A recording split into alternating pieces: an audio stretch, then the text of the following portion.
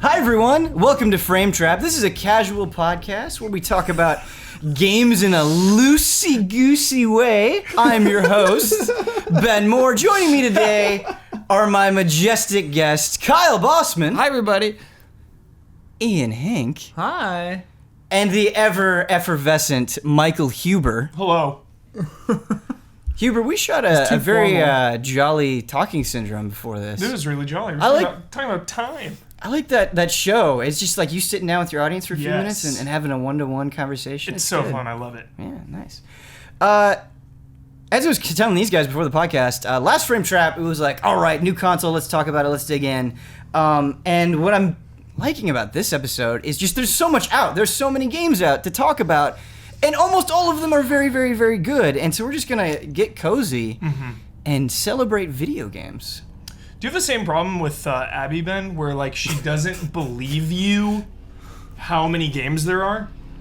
Yes. No, it's really funny that you bring this up. Yes. Yeah, absolutely. I'm like, I've never been so buried with games right now. There's so many. It's out of control. It's a mountain. Yeah. You always say that. Yeah. There's always a lot of games. You know what happens to me? It's like, no. Right now, for real. She's like, you always say that too. It's like, Yeah. Does this happen with Beth? Like, Abby is confounded. She doesn't understand why I need to have so many video games. Like, None of us understand why you none of need us to have so understand. many video so games. sure, I'm to the extreme, but like, she just thinks it's very logical to finish all the games that you have played before you buy a new one, and that makes sense. But at this point, Yeah. She's not wrong. I'm so far down that hole. Like, I can't. That path is gone from me. gone. I'm glad I'm like me instead of like you guys, where I don't like most things. instead of like you.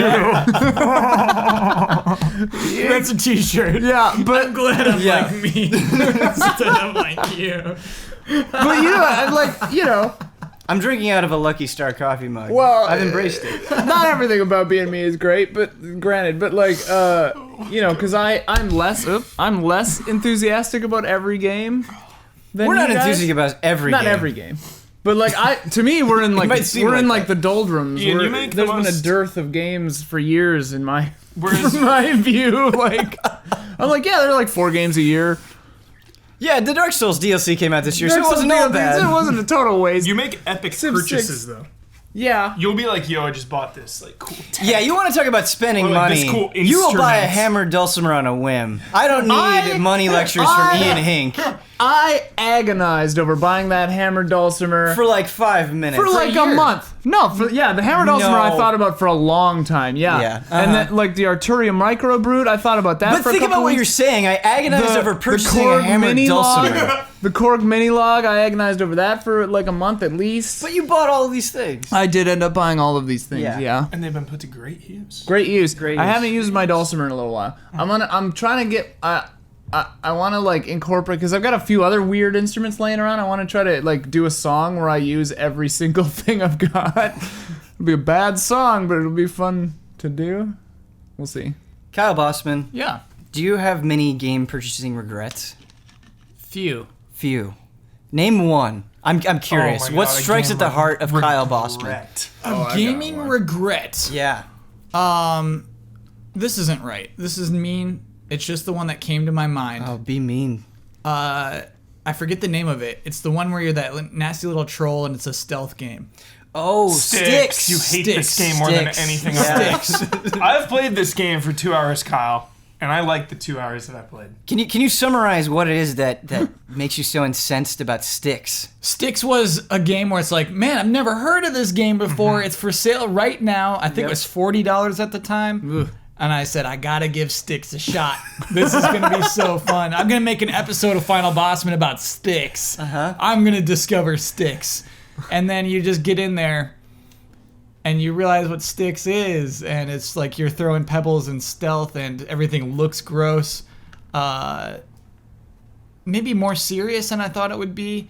And That's why I like it. you like the seriousness Dude, of the Sticks? stealth is good in that game. It's got some good stealth. I realize I don't like stealth. Oh, you love Metal Gear Solid. Stealth requires a great story to push you through. Oh, okay. For you to care about your character getting discovered. Because you're like intimately hiding because you care so much. Yeah. Yeah. Okay. If It you has don't to feel care like about you are at stake. yeah. I get it. But I mean, I live with few regrets. I still don't regret buying Styx. I mean, I know what Styx is now, and so Well, the thing is that it was free on Plus like a couple months later. I remember. that did happen. Yeah.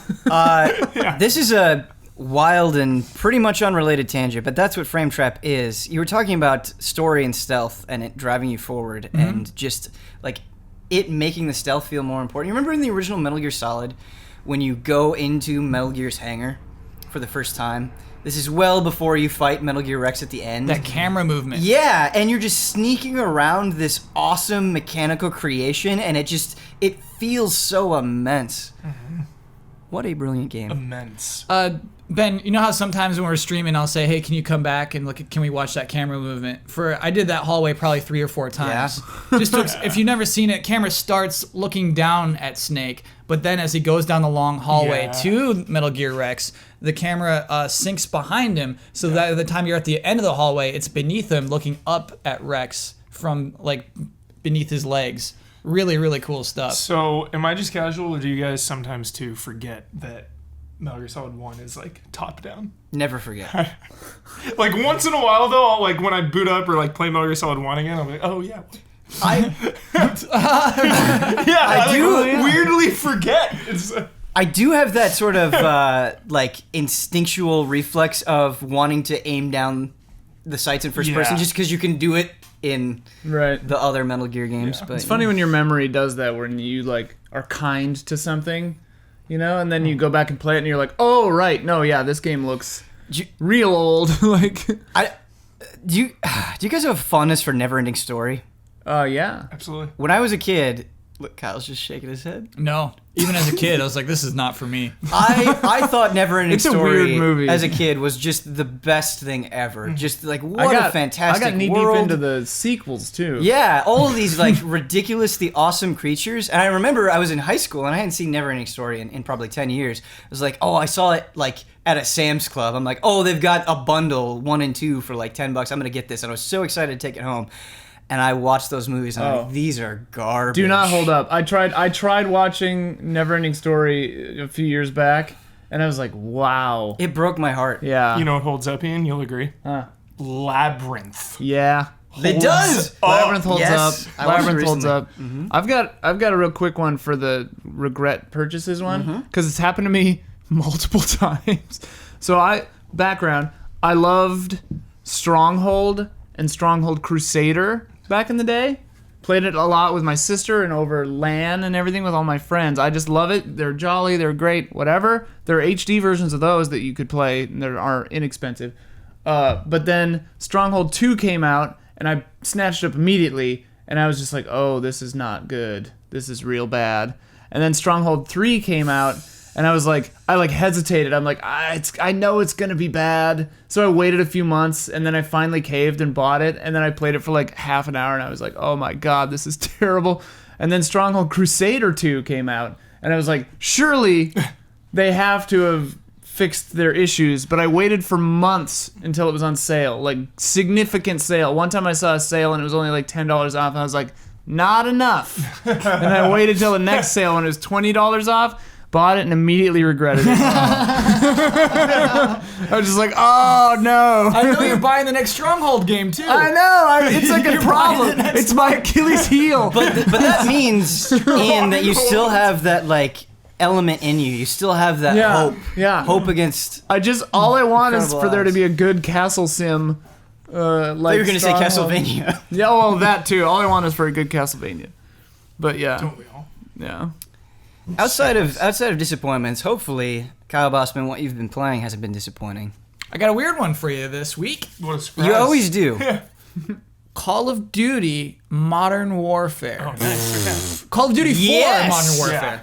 Cool. Yes, have you Yeah, been not playing even single Infinite player, Warfare? multiplayer? I or played through just... the campaign, just to the Okay, campaign. Cool, me too, Kyle, me I'm too. really excited to talk about this. Yeah. Wait, Huber, you too? Yeah.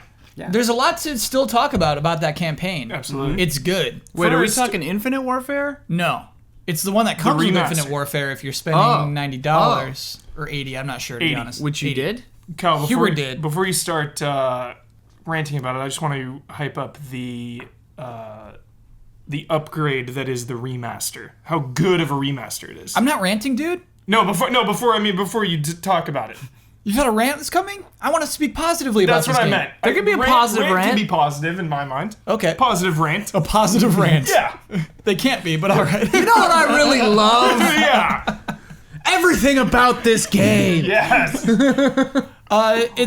It's not even a remaster, right? It's a remake, basically. It is, yeah. Remaster is not a right word for what all the work they put into that game. You compare the two side by side, it's dramatic. Dramatic. Yeah. How long ago did I still Advanced think it's Warfare remastered, come though. out? 2006, I believe. 2006 Oh. or 2007. Wait, This is Advanced Warfare or Modern No, Warfare? Modern Six. Warfare. Modern Warfare. Advanced Warfare was last year. Modern No, Warfare. I get Advanced them all really confused. Modern Warfare Okay. 1. 2 years ago. Yeah, You're right. 2 years ago. Oh, Black Ops 3 okay. was last year. The way along ago. We are now in the year of Infinite Warfare. first- Yes. The Yeah. first one to be modern. Modern, yeah. Yeah, Modern Yes. Warfare was Okay. the first yeah, one. that to was be a modern. long time ago. Really started it all.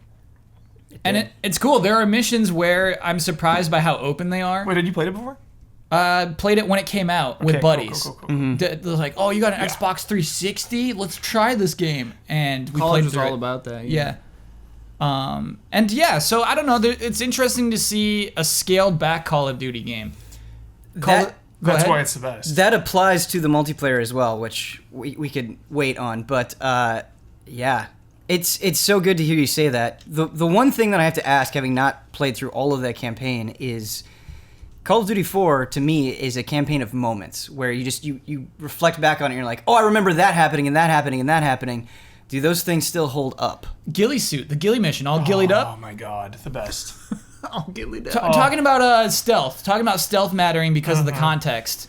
That is such a great mission. It's so good. Walk us through it for those who God, aren't it's familiar. so good. So ghillie suits are the stupid, very puffy, leafy camouflage costumes that apparently people wear in real life. I yeah. doubt it. Snipers wear them Snipers too. for Yeah. sure. Really, snipers? Do you wear them? You gotta creep through for like days to get to your Yeah. perch or Oh, whatever, boy. and then you like watch it. We've die. opened a can of worms. Well, Trust I me, you remember. do. I remember the time we did combat facts on GTTV, and they Yeah. did one on ghillie God, I suits, remember that. and they were like, "Yeah, this is kind of practical." You know, that was the result of do people wear ghillie suits in real life? It was kind of like, yeah, kind of, once or twice. In the marching band music video for "This Too Shall Pass" by OK Go, expert use of ghillie suits. Yeah. He's right. They did 2 videos for that Look it up. song. They're both great. Look it up. OK Go has great music videos. Best in the biz. The music OK is Go. pretty good, but the videos are great. Yeah, it's that. Takes I it don't to the want next to call them level. best in the biz. They're really trying to push something forward with music videos. That mission, you have somebody who's basically your sensei. Mm-hmm. He is telling you when to stop, when to be calm, when to move, and you appreciate that person so much on that mission. You're invading, I think, Chernobyl. You're going into a Russian city that has been nuked before, but there's a deal going down.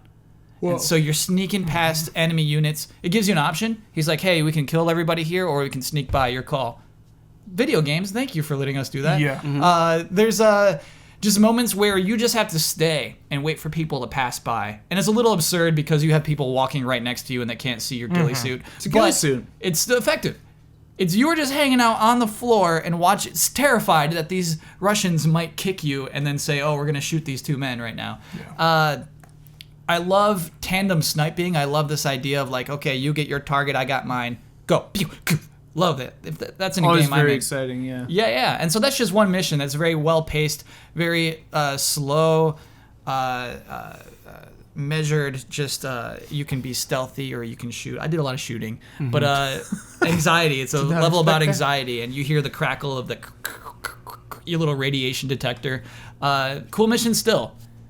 The reason I love Modern Warfare so much too is Kyle was like hinting at it was just how grounded it all is and how scaled back everything is. It's like it always reminds me of like spy movies and like Homeland and like all the great spy novels and movies and whatnot when like all the other Call of Duties like in the future and stuff. We're not in the future, so it's kind of hard to get that emotional investment when like spaceships are flying around and all that, you know. Whereas this is like Boots in on the modern ground. times, boots on the ground, like so high stakes. I want one last thing about game design that I really like. It's present in a lot of PC games, maybe older PC games. That is something I always admired is the ability to go the wrong way and therefore to be nothing in that room. to me, I really dig that kind of thing. I think a lot of times when you're exploring, you go the wrong way and like, oh, I found a little trinket. I'm good at the game. You go the wrong way. There's just a room there. Right. It's like, oh, cool. This is just that's the world. This is a level of a world. You know, when video games have really made it, Yeah. you'll go the wrong way, and there'll be a room full of like cabinets, and they'll be filled with thousands of items that you can pick up and examine, but they're all pointless. Yeah. It's just a bunch of files. There's a weird and thing like to be some said for coffee that. mugs and Yeah. stuff that are just like nothing. It's so strange. I don't know why I like that, but it helps. Kyle, Lots of bathrooms. I had this thing happen to me when I dipped my toes in the Modern Warfare campaign, because the 2 shooter campaigns that I'd played immediately before that were Doom and Titanfall 2. And in that those style of games, in both of them, they pretty much immediately give you room to just go. And there's not a lot of... There are times in Titanfall, especially, where you're talking to somebody and you have to wait for them. But for the most part, you're just like jumping on walls, and there's kind of this free-form style to it. And I was playing Modern Warfare, and I just remember a specific moment, I think it was in the second mission, where like I had gotten to the door that I needed to go through, and I had to go through this door. It was the one way to keep going in the level. I had to wait for an AI to like come up the stairs, go all the way to the door. I was just like, come on, come on. And that got under my skin a little bit, and I appreciate that more methodical pacing, and I think it leads to great moments like you were describing. But did you ever have instances where kind of waiting for the game to move on bothered you at all? No, man. I dug it. Okay. I dug it big time. The opening of this game, you have almost no control. You're a president who is captured, and you're in the backseat of a car I love it, yeah. on your way to an assassination. Oh, boy. So that opening is actually still kind of effective. You know, it's not genius. It's just surface level interesting to me. And I think that's just such an interesting way to introduce you to the main antagonist. You get shot by him. Introduce yourself to the world, the conflict, everything that's going on. You see the enemy side of what's going on. It's heavy. And it's just an interesting way to start. And then that whole stupid training mission, I love the way that you learn how to use your weapons. Dude, even. Kyle, did you have freaky flashbacks during that training mission? Freaky flashbacks. Just like when I booted, because I didn't play through that campaign since it came out. Yeah. I can remember like sitting in my it was when the computer was in my parents' room. I can remember sitting in my parents' room, like Brutal. shooting down the sights in Modern Warfare, being like, "Oh, nice, you know," because I played like the other Call of Duties or whatever, Yeah. but World War, now it was modern, so it was like, just had a crazy edge to it. It was had an modern. edge. That's It had a an great edge way for to sure. say it. Yeah. And booting this up just the other day, like aiming down those sights and playing in that, you know, when you go out and you see all the troops running by and like the jets or whatever, I was just having like these weird flashbacks. And it's one of the reasons I love remasters so much is like reliving moments and seeing it from a different perspective. You also have those moments with remakes where you get to say to yourself, is this as good as I thought it was? And you really get to answer that question. Yeah. And playing the Modern Warfare I was playing it for... I was only going to play one match of Modern Warfare Remastered multiplayer last night. Played Ended up playing for 2 hours. And it's still so good. It is not just nostalgia. And what I loved about it so much is... It is multiplayer where the priority is you pointing your gun at something and shooting it. You're not running on walls. You're not jumping all around. You don't have these crazy superhuman special abilities. It is just aim down your sights, shoot a dude. They die super quickly. And the map design is so good. Like, I don't know. I felt like for the first time playing Call of Duty in like years, I wasn't just like having to run around with it like a chicken with its head cut off, just like hoping for the best. Like there was a slower, more methodical nature to it that I just absolutely loved. What I found interesting though is there were like 3 or 4 matches where almost everybody was camping. Like just like getting in on a roof and like hunkering down or going into a corner and just like planting down with a machine gun or something, a light machine gun or a heavy machine gun. That is hilarious. That's yeah. awesome. Yeah. Camping. Still around. It was a kind of camping Still exists. I love camping. that you couldn't, like in the faster games, you can't really pull off. But like, there was one guy with a sniper rifle. He was just on this perch the entire match. He's like, I am sitting here, I am not moving, and we had to deal with it. Like we had to find ways of getting. I just got a weird down. idea. Yeah. Where you make a shooter and it's called camping, and it's about I don't know, maybe you're on a camping trip, right? But then it's got multiplayer, and you somehow figure out a way to make the multiplayer fun, where the purpose is that everybody is trying to just camp, like not camping, but like camping, like planting, you know. So and it's like Screen Sheet. It's taking so that it's like negative aspect. It's of taking a multiplayer. negative aspect of multiplayer and making it the thing. I wonder how you'd make that fun or good. Like, what's the angle? Is there a way? The longer you camp, something happens. The stronger you get, or something. You take damage for camping? Or you take damage from moving? Because you want people to be. You want to.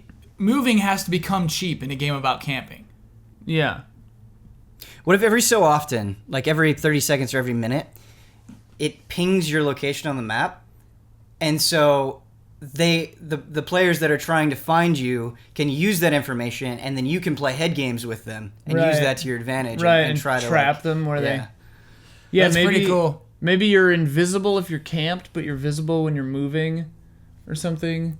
My favorite game to camp in now is Battlefield, because you have to move still. Yeah. That's my favorite part of it. It's not like, Counter-Strike, pick a box, sit down, this is where you are, they're coming through this door, camping it up. It's like, find a rock, kill one or two people, then move and relocate. get that What am I guy doing out with the there. rock? What's that? What does the rock have to do with He's that? hiding behind it. Hiding behind a rock. Oh, okay. Or like in a rock. Sounds like you're picking up a rock. Oh, no. Find a rock. Kill a two rock. people with Yeah. the rock. Carl, you were talking about tandem sniping. I really Yes. want that to be in a game, in multiplayer.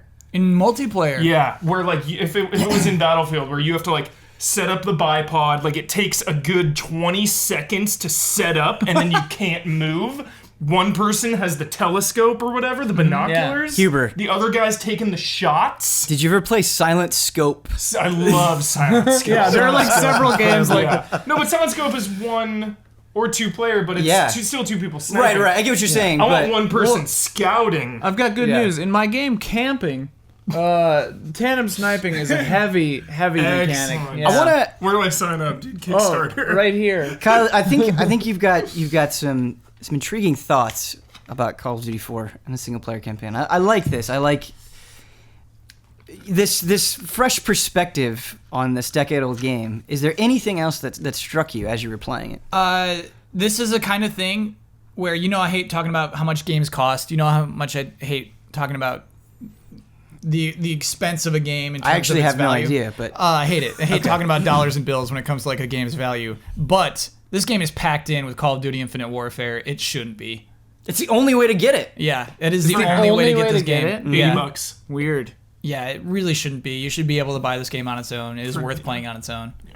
One of my favorite gaming memories of all time, playing Black Ops 3 with Kyle Bossman. An Kyle, honor. Yeah, really. Honor and a privilege. Kyle, you like to play games single player. Yeah. Did you enjoy Modern Warfare, this 10-year-old game, more than the, well, not newest anymore, but we'll say newest Call of Duty campaign? More than Black Ops 3's campaign? Yeah. Yeah, I guess I did. Is that the one with the robots? Yeah, I mean... Hendrix. It has a... Black Ops 3's campaign is really cool. It's very, very cool. Mm-hmm. This is just so consistent in its progression. I don't know. I really like it. I really like Modern Warfare. It's pretty cool.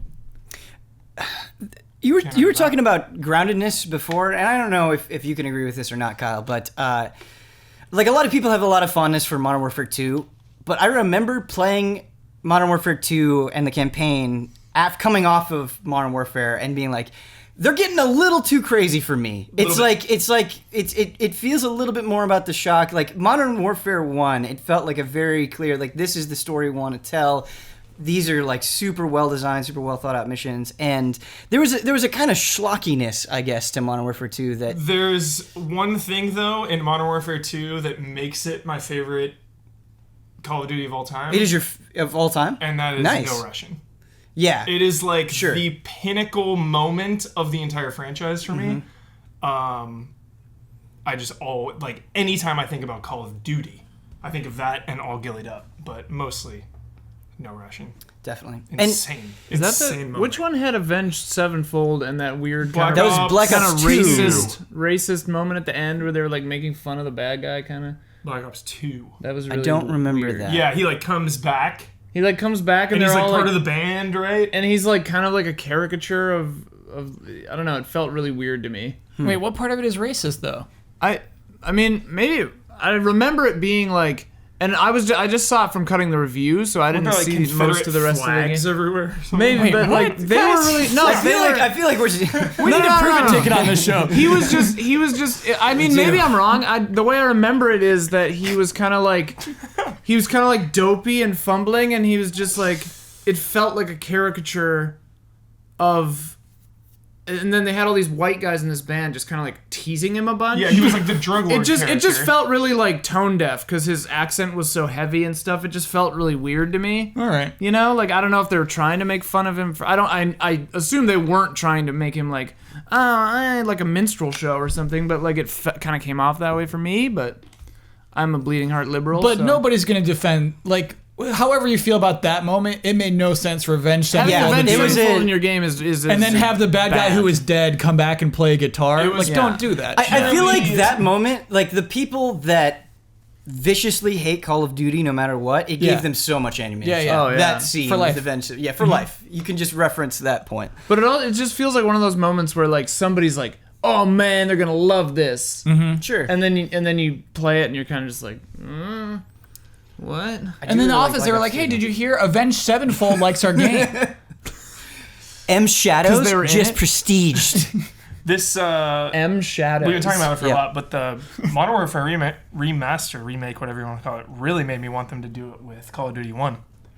Because I love Call of Duty 1. Yeah, Call of I Duty feel 1. like I can I'll never forget, like, running Yeah. into a trench, hiding behind a dead cow. that Call of Duty Like- 1 campaign is great. I think Oh. it's actually great. Yeah, and I feel like history is now starting with 4, and don't get me wrong, pivotal game. But Call of Duty 1 and Call of Duty 2 as well. So a lot of great similar memories. to A lot of Modern great, Warfare. a lot of great dude. memories. Set pieces, aiming down the sights, similar like pace and tone. I bet they're working on a World War II Call of Duty right now. That would be amazing. If it's not next year's, it's the one after next year. I hope. Don't you think it would feel kind of like they missed the boat though, since Battlefield just went back? They have to. I think they're responding. Battlefield's still World War One. World Yeah, War One, yeah. but like So I think they got to. it's gonna feel like they they're have to. like, oh, we're going back there, okay. They have no other choice. Besides Call of Duty 4, Yeah. what has been occupying the time of Mr. Bossman? Besides work stuff and stuff I stream, lots of VR. Oh boy, I'm doing really lots of excited to VR hear stuff. about this. Yeah. Yeah. So you're still using the PSVR? Still use. I Has- love VR so much. Has Oh, the wow. initial rush Yeah. faded at all, or are you still riding high on Planet VR? I'm still riding high. The initial rush of like getting to tears every moment is gone for sure. But let's see. It was Thursday night after the show. I downloaded 2 silly movies and the Call of Duty Infinite Warfare Jackal. the Jackal thing. Yeah. What is this? I don't even know what this is. So, oh man, the beginning's the best part. It's just a free little demo. Anyone with a PSVR can go download this thing. It's just a free, stupid thing. You're in the spaceship of Infinite Warfare, and you're just hanging out in your ship at first, and you just see this weird body that you have now. It's like, all right, I got a cool big body, but you're inside of looking inside of a cockpit is just unreal. But then it's like, okay, put your thrusters on it, and then you're like, oh, we're going, and then you're just getting out of a spaceship, in your own little spaceship, just getting out, just docking out where it's like, foo, foo, foo, foo, foo. That's the best part, just foo, foo. And then you're out in space and it's just floating around. Oh, it feels so good. And it starts with just go shoot some debris, just so you can get used to flying around and how to pilot and look around at the same time, and just shooting debris, which is cool. You're using a controller or the motion? The controller, definitely controller, which is great. The explosions are real bad for some reason. They're like flat, just like a 15 frame animation. It's the craziest thing in the world. I don't understand why that is.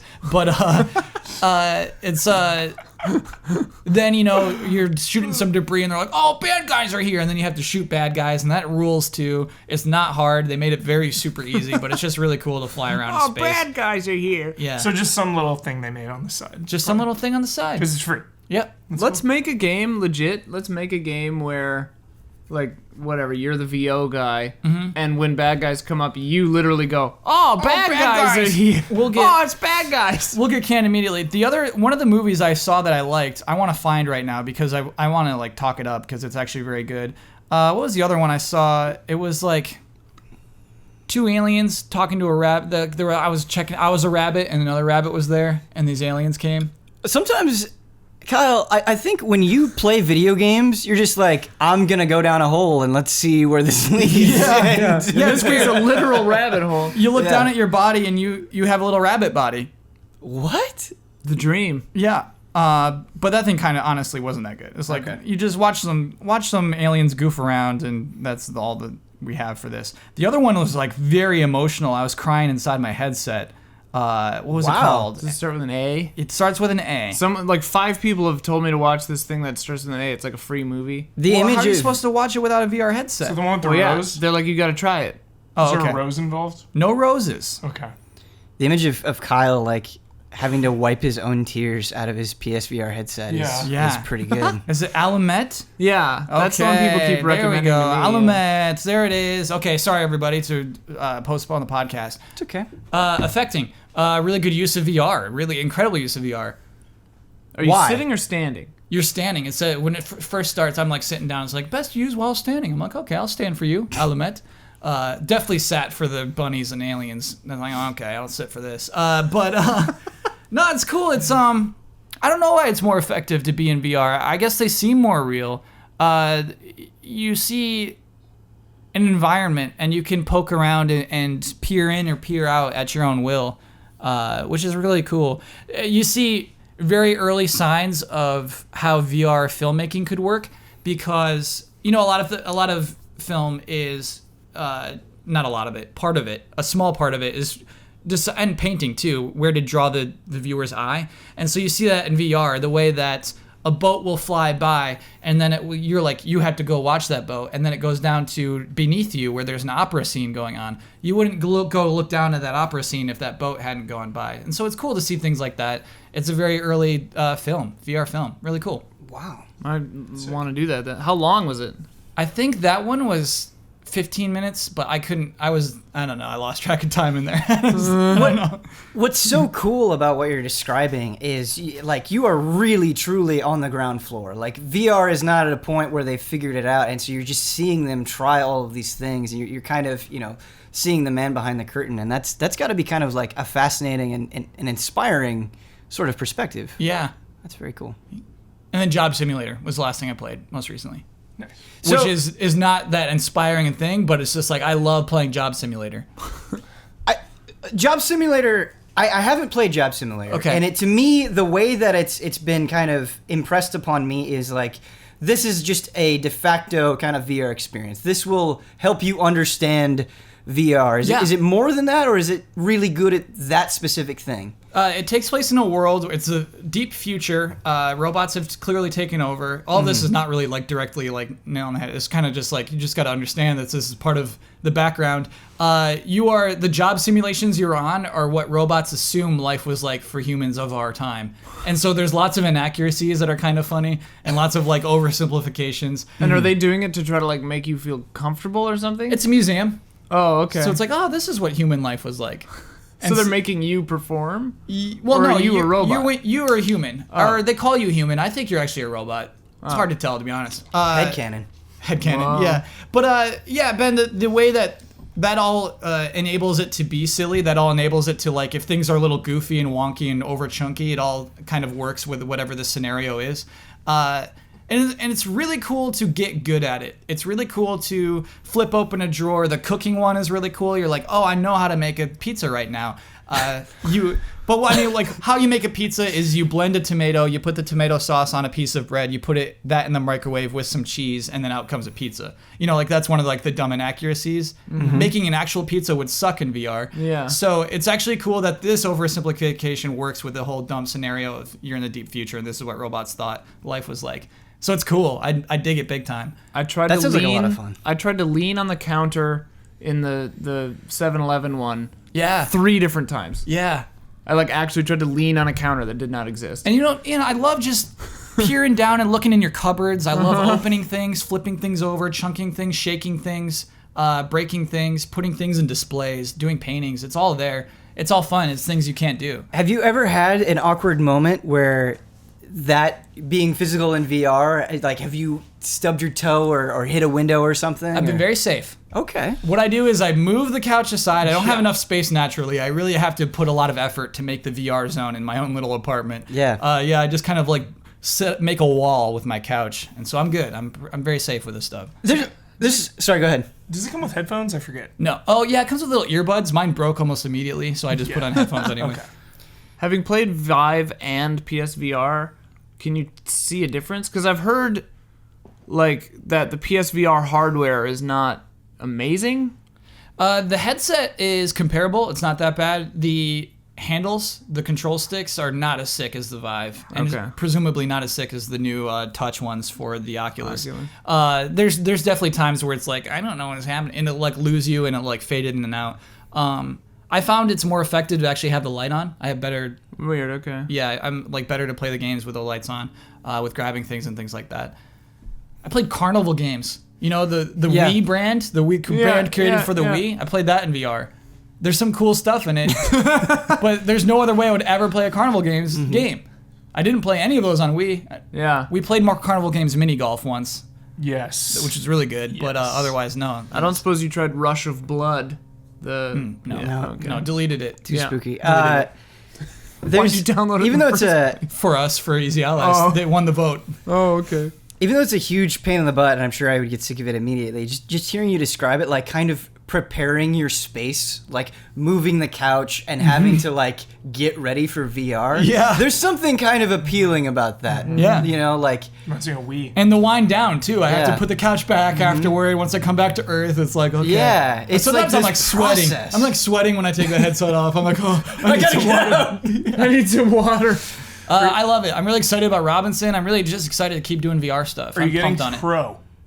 I don't know, Huber. Because I heard it's like the Better. whole big thing. Oh is yeah, that like what you just asked. Yeah, The it'll whole be big thing better. is where it's PS4 VR. The Pro is the reason they made it. It's not the Yeah. reason they made Or it, it's but it's one of going to the help main- it. It's going to help Probably it a has lot. to help it. yeah. Yeah. perhaps this is my own ignorance, but I really feel like I've been trying to pay attention with the PS4 Pro and everything that's going to offer, and I feel like it's just a bunch of Numbers. vague descriptions, like it has the capacity to improve game performance, and hearing suggestions about improving VR, but I feel like we don't have all of the nitty-gritty details yet, and I'm excited for it to come out and for have people properly put it through. Digital Foundry. Digital Foundry. The best thing I've seen so far is the NeoGAF thread where they just compared Titanfall 2 screenshots. Here's a game that Okay. just came out. Look at these two screenshots and how they compare. And it's like, oh, okay. It's pretty good. It sucks. It's pretty good. Dang. Yeah. Ugh, I don't want to buy it. Yeah. Nobody wants to buy it. Yeah. I want to stumble upon one in the street is really what I want to happen. Seriously. I'll check it out. I want one to just be on my doorstep. I don't know. I'm in anguish about it. I don't know if I'm going to buy it either. PSVR/PS4 Pro. That's $1,000 purchase. That's $1,000 right there. It's $1,000 per And the Switch is in March, Yeah. And you don't have a 4K TV. None of I us don't have a 4K TV. So then I gotta look at Black Friday. you gotta get a 4K TV. That's another $grand at least. Ball and chain. I got to be I was just thinking about Job Simulator. I got to be a car mechanic, and then just a car pulls in front of you. You can do anything you want to this car. I think that's a really important part of why that's so fun. Yeah. You can paint it, you can pull parts out, you can slam weird parts in. You're just playing. You're just a kid playing with toys, and that's what I think is so appealing about Job Simulator. And what's so interesting is imagine if you were playing Job Simulator with just a controller on a TV. It's like, I guess I can do funny things to this car. Like, it wouldn't have the same effect. But being there and having that tactile sensation of actually poking and prodding around, it's fun playing. Yeah. Which is a Being able to thing. peer into the car and feel like you're inside of a car is unreal. It You really don't need is. an objective. You don't. That's cool. Well, they have loose objectives. Right. But they're not specific. They're not like paint it yellow. It's like paint it whatever color you want. But I'm saying you, as Kyle Bossman, feel compelled to just take a knee, Yeah. Tiffany. If you don't know what that means, it means sometimes I like to crouch and look at things from different perspectives, which is like I like to do a lot in VR. Anything besides VR? I'm tapped, Ben. You're That's tapped? it, man. You're That's all I tapped. got 40 to- minutes was That's all I got to talk about. Hey, I love that, Kyle took the plunge with the PSVR and we get this Oh. perspective because none of us have it. Ben, we'll save it for a later episode. Yeah. Last time I was here, you all convinced me to try Dragon Quest 7, and I haven't played Dragon Quest 7. I know we've been doing the Kyle segment for a while, but I think people are going to be upset Well, if you bring up. We'll save it. Just I'm- talk We don't know about the it. frame trap All for right. the other 2 weeks. So I think Lightning round. I'm 11 or 12 hours in. I'm pretty deep in. Yeah. Only 3 characters in my party so far. That's a game. We were talking about grinding earlier, off camera. Well, I guess on camera on Huber's show. I like grinding in Dragon Quest. Game. Dragon Quest, dude. Yeah. Grind fest. I love What a it. pleasure. I love the enemy designs. It's actually much more hub worldy than I thought it would be, which is really cool. Best towns. Is Dragon that the game Quest. you're talking about with the main character that you? No, don't that wanna was fight? I'm Setsuna. Oh. The main character in this game is just kind of you. He's just like a little boy who like likes to adventure. So it's like, oh yeah, that's me. You know, it's easy to put yourself on that kid. But right now, Ben, the story is basically go get more crystals, go get more tablets, put them together, and then you can go to this island and you can see what's going on with that island, and then go get more tablets and Very slow start. yeah, I think that's what's And happening right now. Start, I mean, like 30 hours. Apparently it's Start. 20. It's 20, and then I get the job class system, and then actually, like, maybe I'll find a bad guy. Like, maybe I'll figure out what's going on in this world. Maybe you're not far enough in to have this hit, or maybe it just hasn't hit for you at all. But I do think Dragon Quest VII, as you're adventuring to these different places, those little micro stories in each of them, I liked. They are relatively simple and straightforward, but Yeah. I got invested in them. Yeah, I'm hoping they come back later. I hope the micro stories mean something eventually again, Okay, because a lot of them have no resolution really.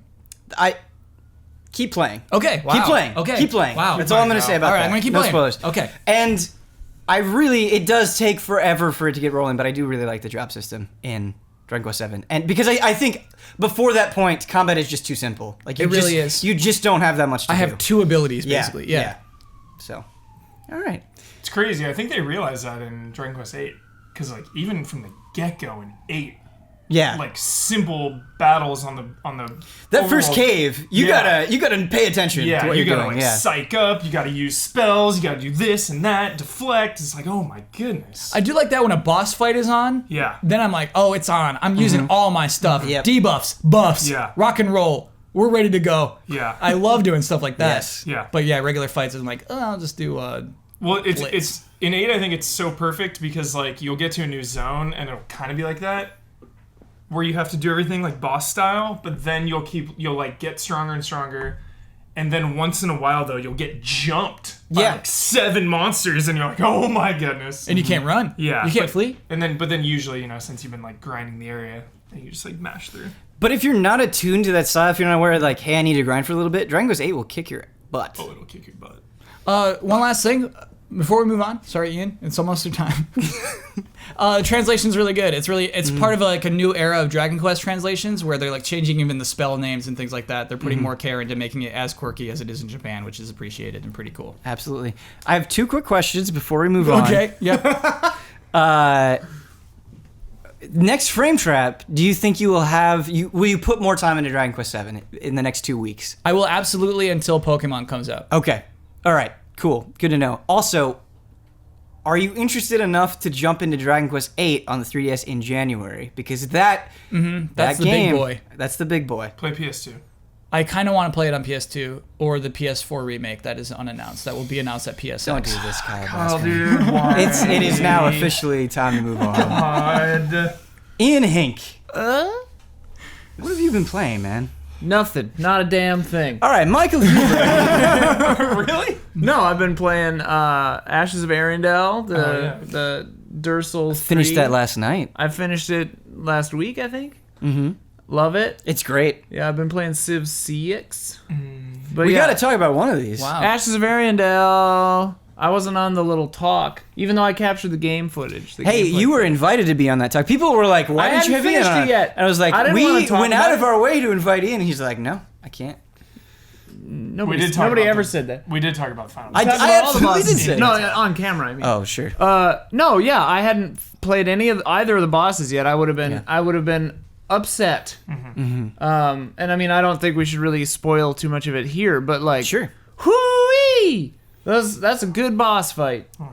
Yeah, I don't even think it's just DLC freshness, but that final boss, I'm not Oh. even going to say the name. Yeah. I really think is one of Bonkers. the best Souls bosses. Like, I will remember it forever. Just the presentation, the build up Yeah. to it, and then the actual fight itself. And like, surprise and like just playing with your expectations and like the different things that it does. I loved it. Yeah. Also, I just loved the environments.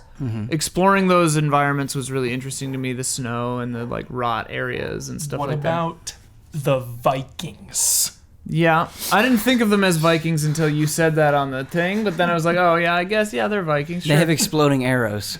Is there a tower with like a bunch of those big guys in it? Yes. Because Yeah, I was there's a watching. tower. Where is that? I was watching It's one like of the when- Vati video videos, and I was like, wait, I didn't see that. You know when like the snow like falls and you fall Yeah. down and there's like wolves? You just Yeah. keep You go going. all the way and then like around To the little, left. Yeah, around the Oh, little I never went over there. Yeah. Okay, I got to do that. Something I think the DLC does really well, despite being super short, is I actually think it tells a really interesting story. The story's and great. They're going to continue it in the next one. And they do a wonderful job of setting it up. Mm-hmm. Kind of what's going on in this painting and the dynamics that it's playing with. I think are really good. What I assume will happen in the next one is really cool. Like the setup is very neat. That final line of the DLC. Oh god. Wow. Oh boy. Yeah. The reason I like it too is because like it was about a couple characters Yeah. rather than like the world and the light and the darkness Right. and everything. It was like, yo, let's just focus on a couple people. Definitely. Also, the totally cool agree with things that I learned is that because I've already beaten the campaign, the main game, and the characters say different things to you in that case than they would if you haven't yet, which is interesting. Because yeah, like one of the characters was saying stuff about whatever, and I was like, oh, is this hard to talk about without spoiling anything? I think something I do think we can talk about. Two things I think we can talk about without spoiling anything is some of the weapons you get are pretty cool. I mean, if you care about weapon spoilers, obviously that will Crow spoil it. talons. Yeah. Also, I was This is like the Ian Huber weapon No, expansion. Yeah. when I crow talons? talons, and then when I saw the Earth axe or whatever, I was like Huber. I picked it up. My character can't even use it. And I was just like Huber just lost his mind. I got the talons. I was like, all right, Ian, here we go. Yeah. Did you mess with There the are two scythe? different talons. I have the scythe too. Yeah, it's really cool. So it's weapon ability. It's just a single scythe, but when you two-hand it and you use the ability, you get another like you have glowing. to hold down R2. You have to hold it down or and you start L2. like jumping and spinning around, and it's so much fun. Yeah. Yeah. It's Crow pretty cool. talons are great. They're really fast. I put a poison gem on them and maxed them out immediately, which is pretty cool. They're Dark Souls. I feel like it isn't fast enough for it to really work super great. But that's a fun weapon, especially when you actually poison somebody with it. That's pretty cool.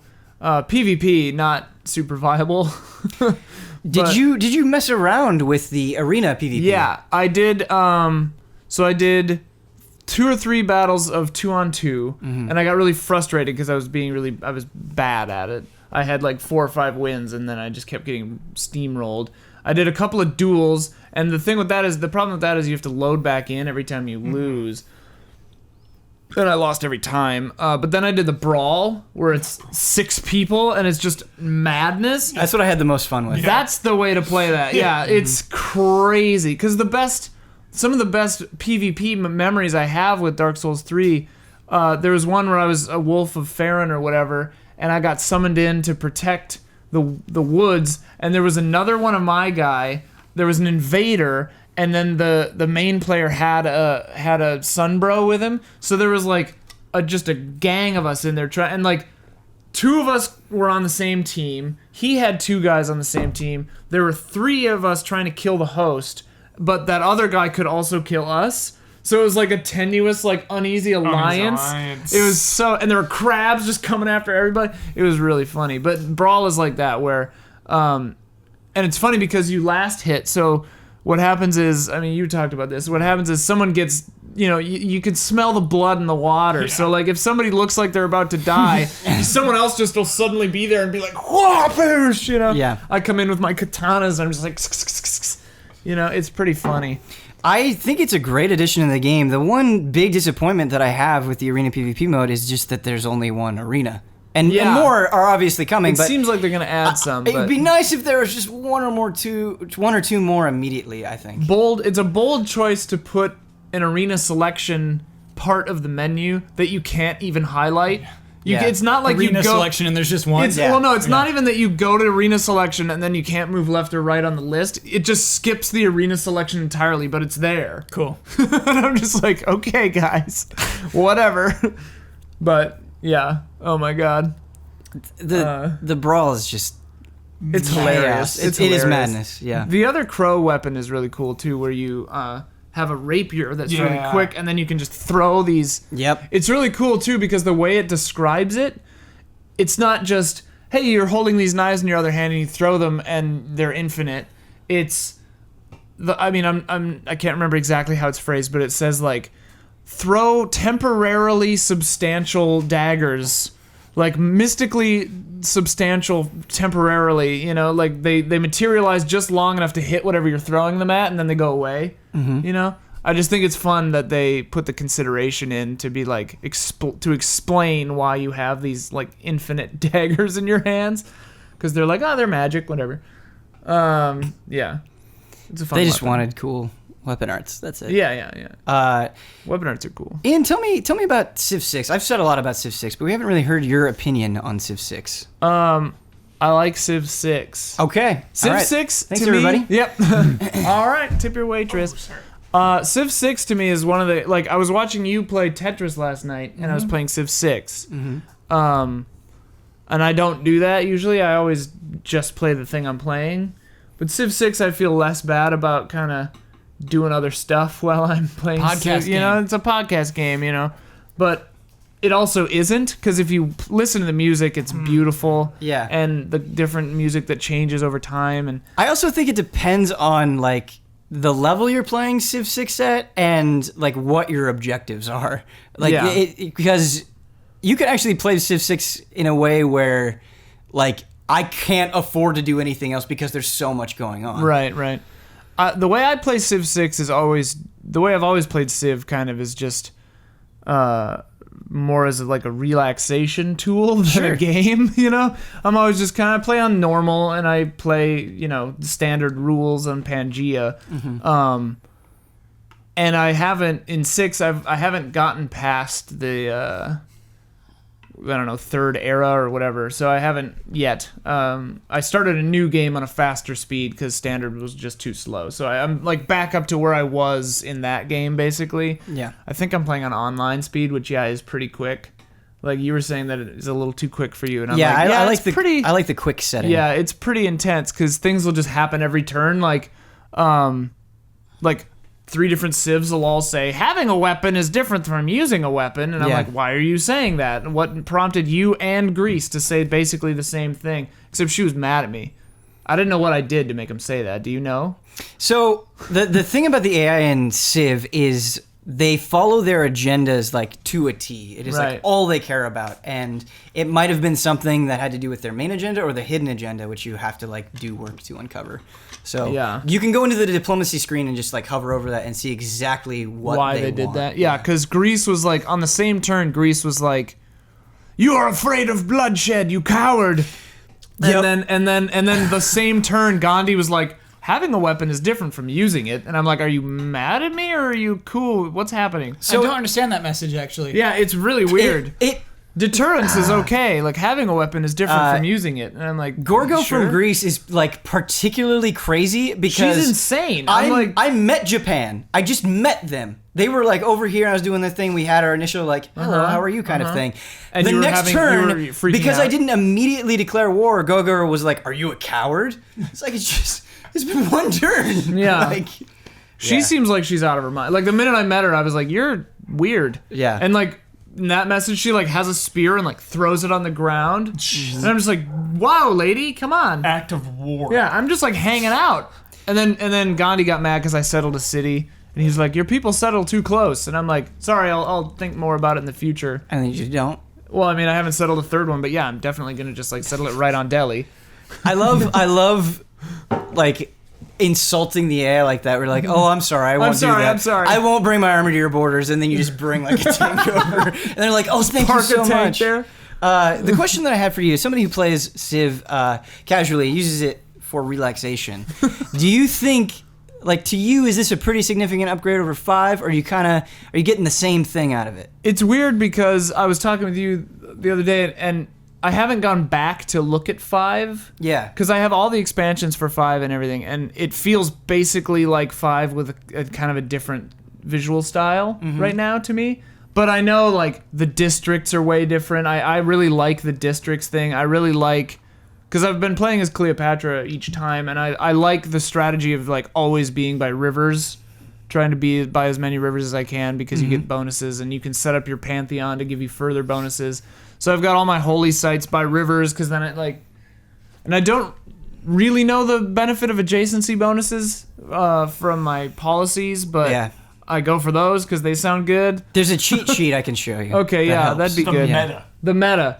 This, I mean, Civ is... You want to build your districts in a diamond shape. You do. Yeah, and you want to build your farms, you want to make them into a triangle, because then you get feudalism and it helps out. It's a whole thing. Okay, all right. Yep. Yeah, I feel like there's much I need to learn about Civ to actually play it effectively. Right now I'm kind of just like, yeah, that looks like cute. Like, Yeah. where I put my districts is squares that I don't lose production. Isn't that almost liberating though? Because that's how I'm It playing is. it too. Oh, yeah, It's like, that's- I don't really know exactly what I'm doing, but I'm just going Yeah. with it. But I'm here's gonna the make my Civ. You here's know? the beauty of Yeah. Civ that I think is its most genius thing is you can play it on that level where you don't really understand, and you have these interactions with the AI that are kind of funny, and you want to tell them to your friends.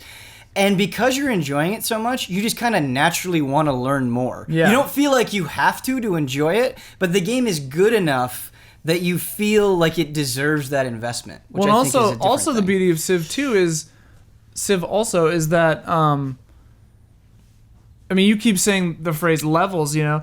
You can jump into Civ. It seems like a game that would be impossible to approach. It's not. Yeah. It seems like the learning curve would be too crazy. Yeah. And my friend Sophia and I were playing it. She'd never played a Civ game in her life.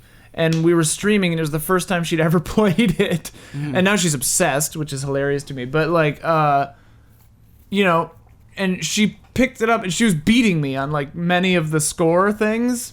Just right off the bat. And I was like, I almost know what I'm doing, and you're doing better than I am. It's a game that you can just pick up and play, more or less, or it's a game that you can get so nitty-gritty into that it rivals, you know, Star Citizen for complexity. And I think that's really interesting in a game. Yeah, if you ever get really brave, try to play Civ online with randoms and boy. just have your cities be taken over in like 5 turns. Like Yeah. 6 turns. Yeah. Yeah. That's my weakness in all RTSs. You know, which I probably shouldn't tell you guys, but like This my is not an weakness. RTS. Here we go. Well, my weakness in all games of this nature is rushing. Because I turtle. I love to just... I don't care about fighting. I never want to fight anybody. I just turtle and make my civilization as crazy as I can. My favorite was Empire Earth, because by the time people would try to attack me, I had so many turrets on the outskirts of my cities that they literally could not get to me. I want a 4-pool, Ian. Zerg Rush.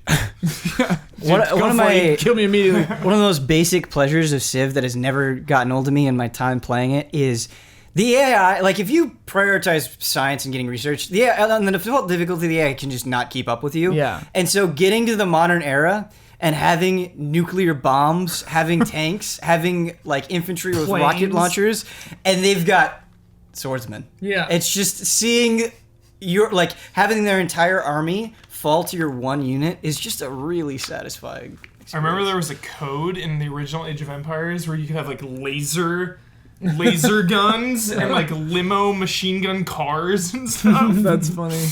What's the StarCraft thing that we need to do? Evolves. Evolves. I downloaded StarCraft on my PC and it didn't run well.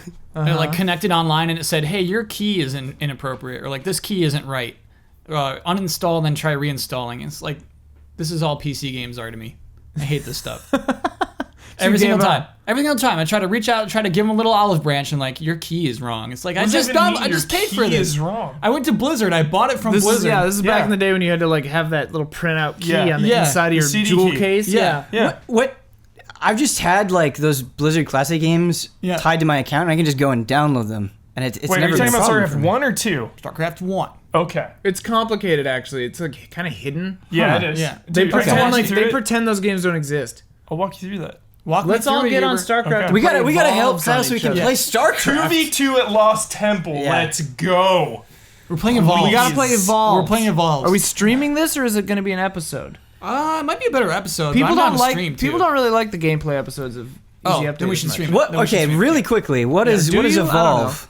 Oh, it's such a fun Evolves? mode. Evolves. I'm sorry. So basically, the primary component is being able to mass attack. So on the bottom, you have a little SCV, and you can take that SCV to any corner of this little mini map, and that mini map corresponds to an actual part of the larger map.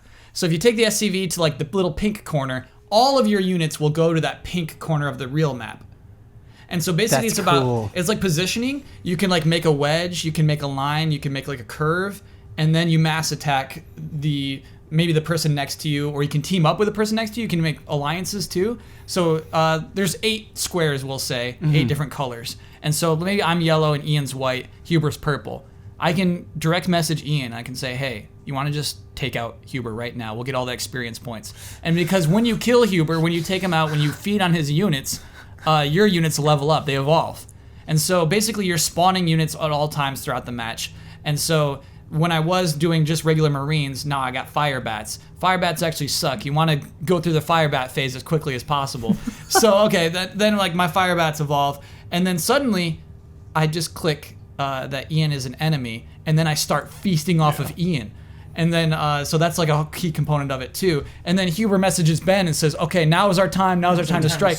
Ben's been building up this whole time. Right. Ben's got a great formation surrounding us.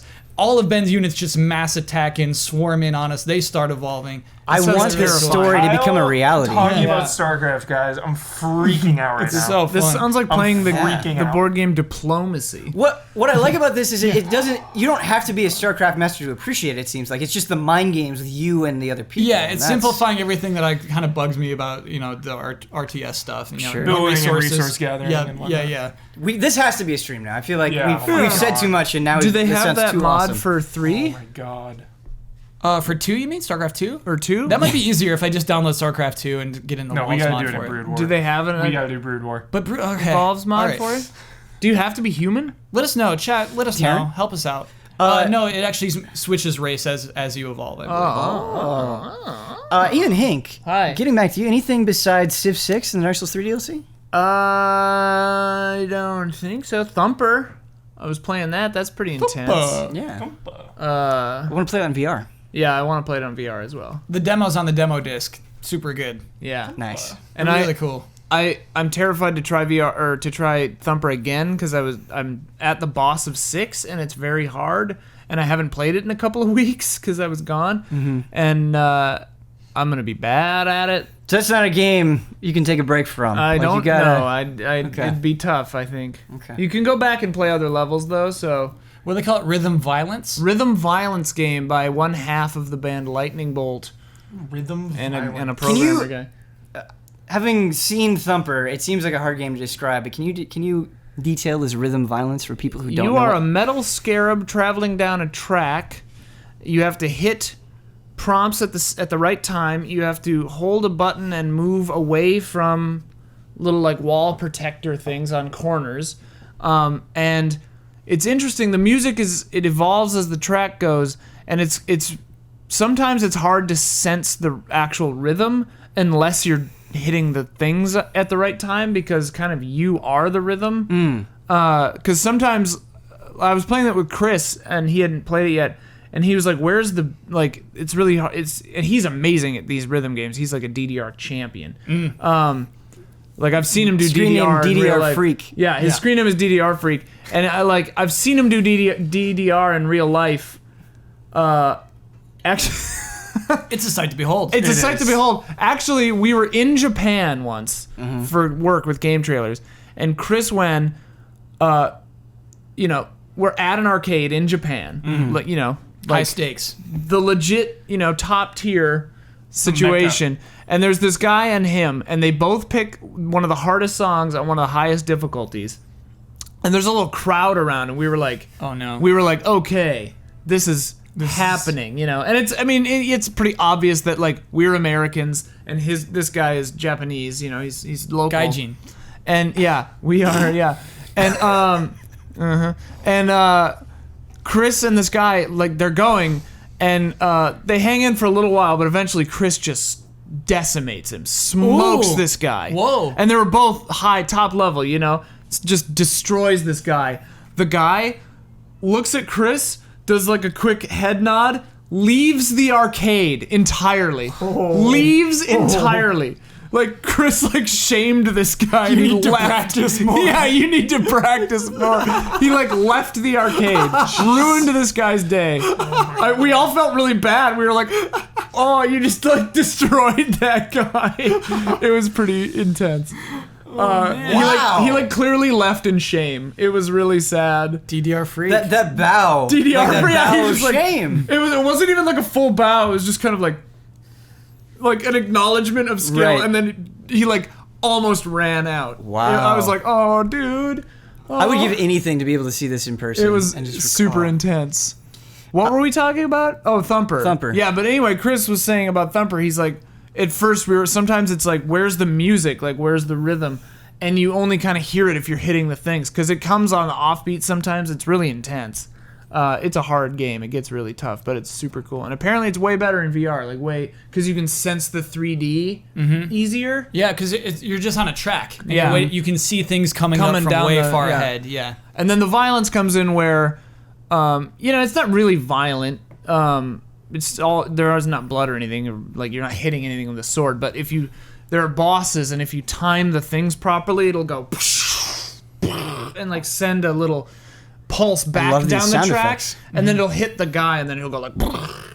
And it's the same boss at the end of every level, this thing called Crackhead, but he just gets more and more crazy looking. It's like, somebody described it, I think, as like fighting an album cover.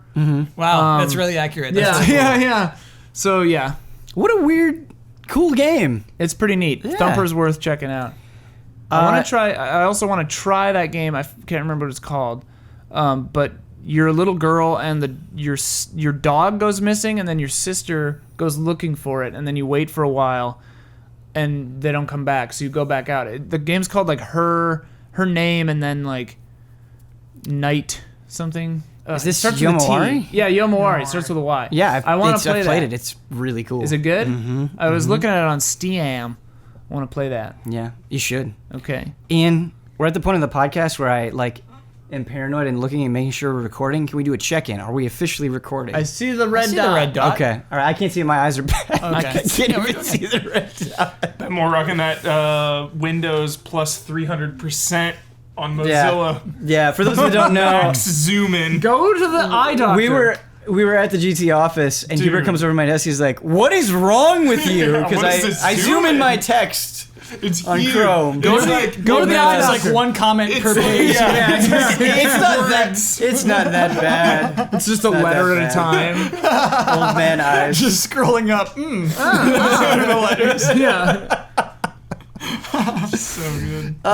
Michael Huber, Yes. you told me before we Yeah. recorded this thing that you're excited because you have a lot to talk about. Whoa. So let's get to it. Not too much. Not too Couple much. good ones. You seem excited though. Yes. What are you most excited to talk about? Hitman finale. Ooh. Episode 6. What's the name of episode 6? Hokkaido. Oh. Finale, season finale, and it's just been this journey for like months and months and months, and I always like to reiterate how much I've changed my opinion on episodic games. Something that I started out not liking, despising, Walking Dead season 1. It was like, I'm waiting for the whole thing. I want to play it all at once. I don't want to wait. And now as I'm older, now as there are more games, now as time is even more precious, whenever I get one of these episodes, I'm like, oh, perfect. I can just play this episode by itself, really, tear it apart and dive in. Question it's for not you. as overwhelming. Because of the episodic nature and because you don't have this whole game to get through, Yeah. does it make you want to dig into the episodes deeper? Like Yes. do more things, complete more objectives, unlock more stuff? Take it way more seriously. Nice. I'm not in a rush. I'm really, I'm kneeling down, so to speak. Take a knee. I'm taking a knee. I'm peering in to things. Cool. But yeah, I loved the final episode. It's amazing. So what is it about the final episode that made it amazing? What separates it from the other 5 episodes? So all the episodes are so different, which I respected. Some of them are in public places. The last episode, Colorado, was unique and different because you're infiltrating a hostile zone. There's no civilians. It's like, infiltrating a base. Right. So that was really intense. This one, you're back in a public zone, but it's sketchy. It's like a Sorry. botched Hitman I botch keep right hitting there. this thing. You've been 'cause it's discovered, just in Ian. the way. Yeah. So this one was like somewhere in between where it's like a public zone, but they're doing illegal things. So they're kind of off book. Smoking the reefer. Hokkaido. No, they're doing like illegal health medical procedures. That's what I'm talking about. Yeah. And it's Minority Report. it's a great setting too because it's in Japan. You see like the mountains and the city down there.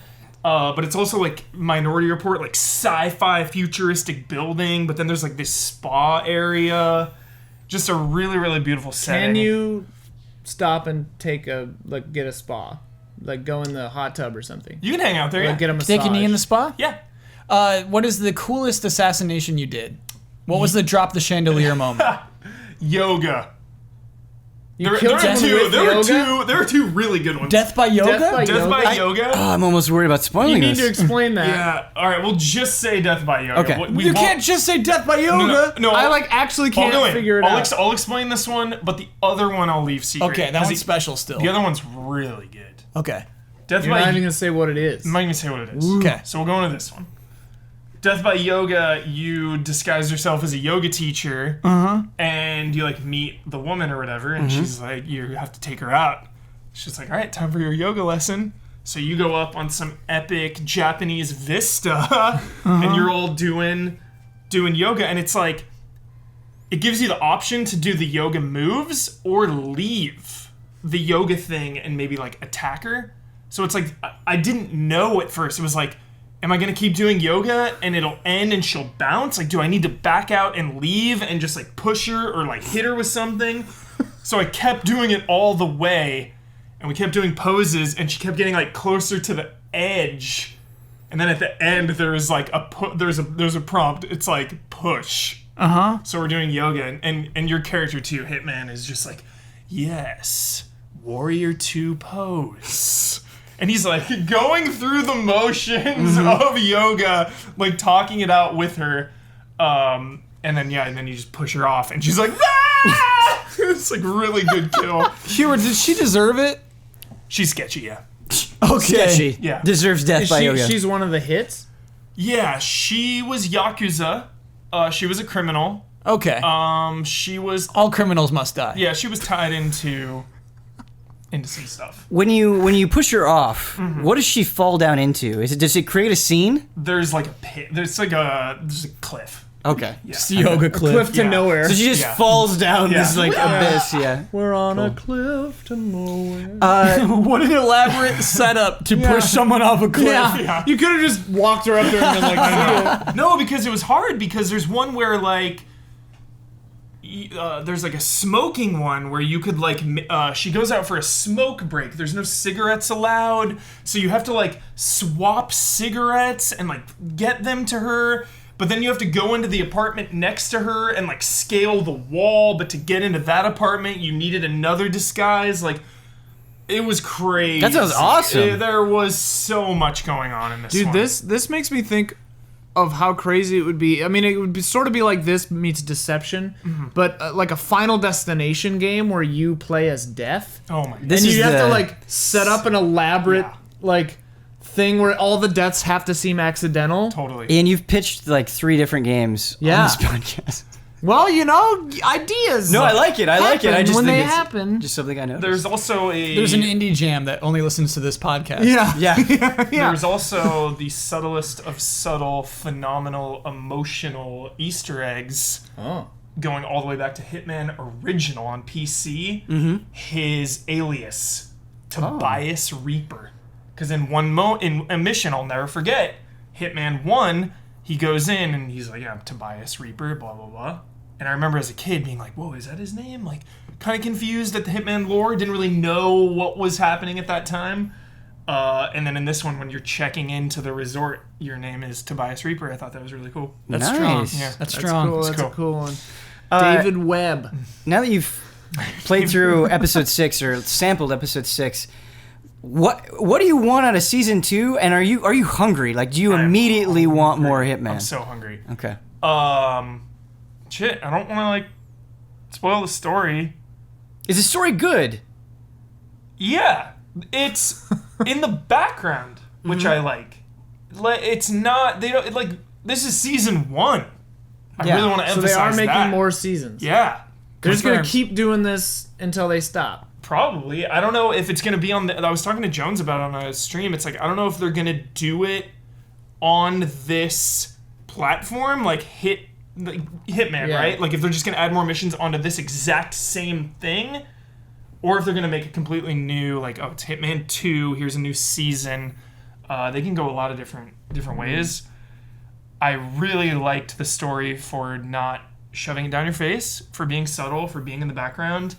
The episodic nature and, like, delay in between each hit was better for me, because it was like, yo, he takes someone out, and then it's like, all right, there's a couple weeks off where he's kind of just chilling.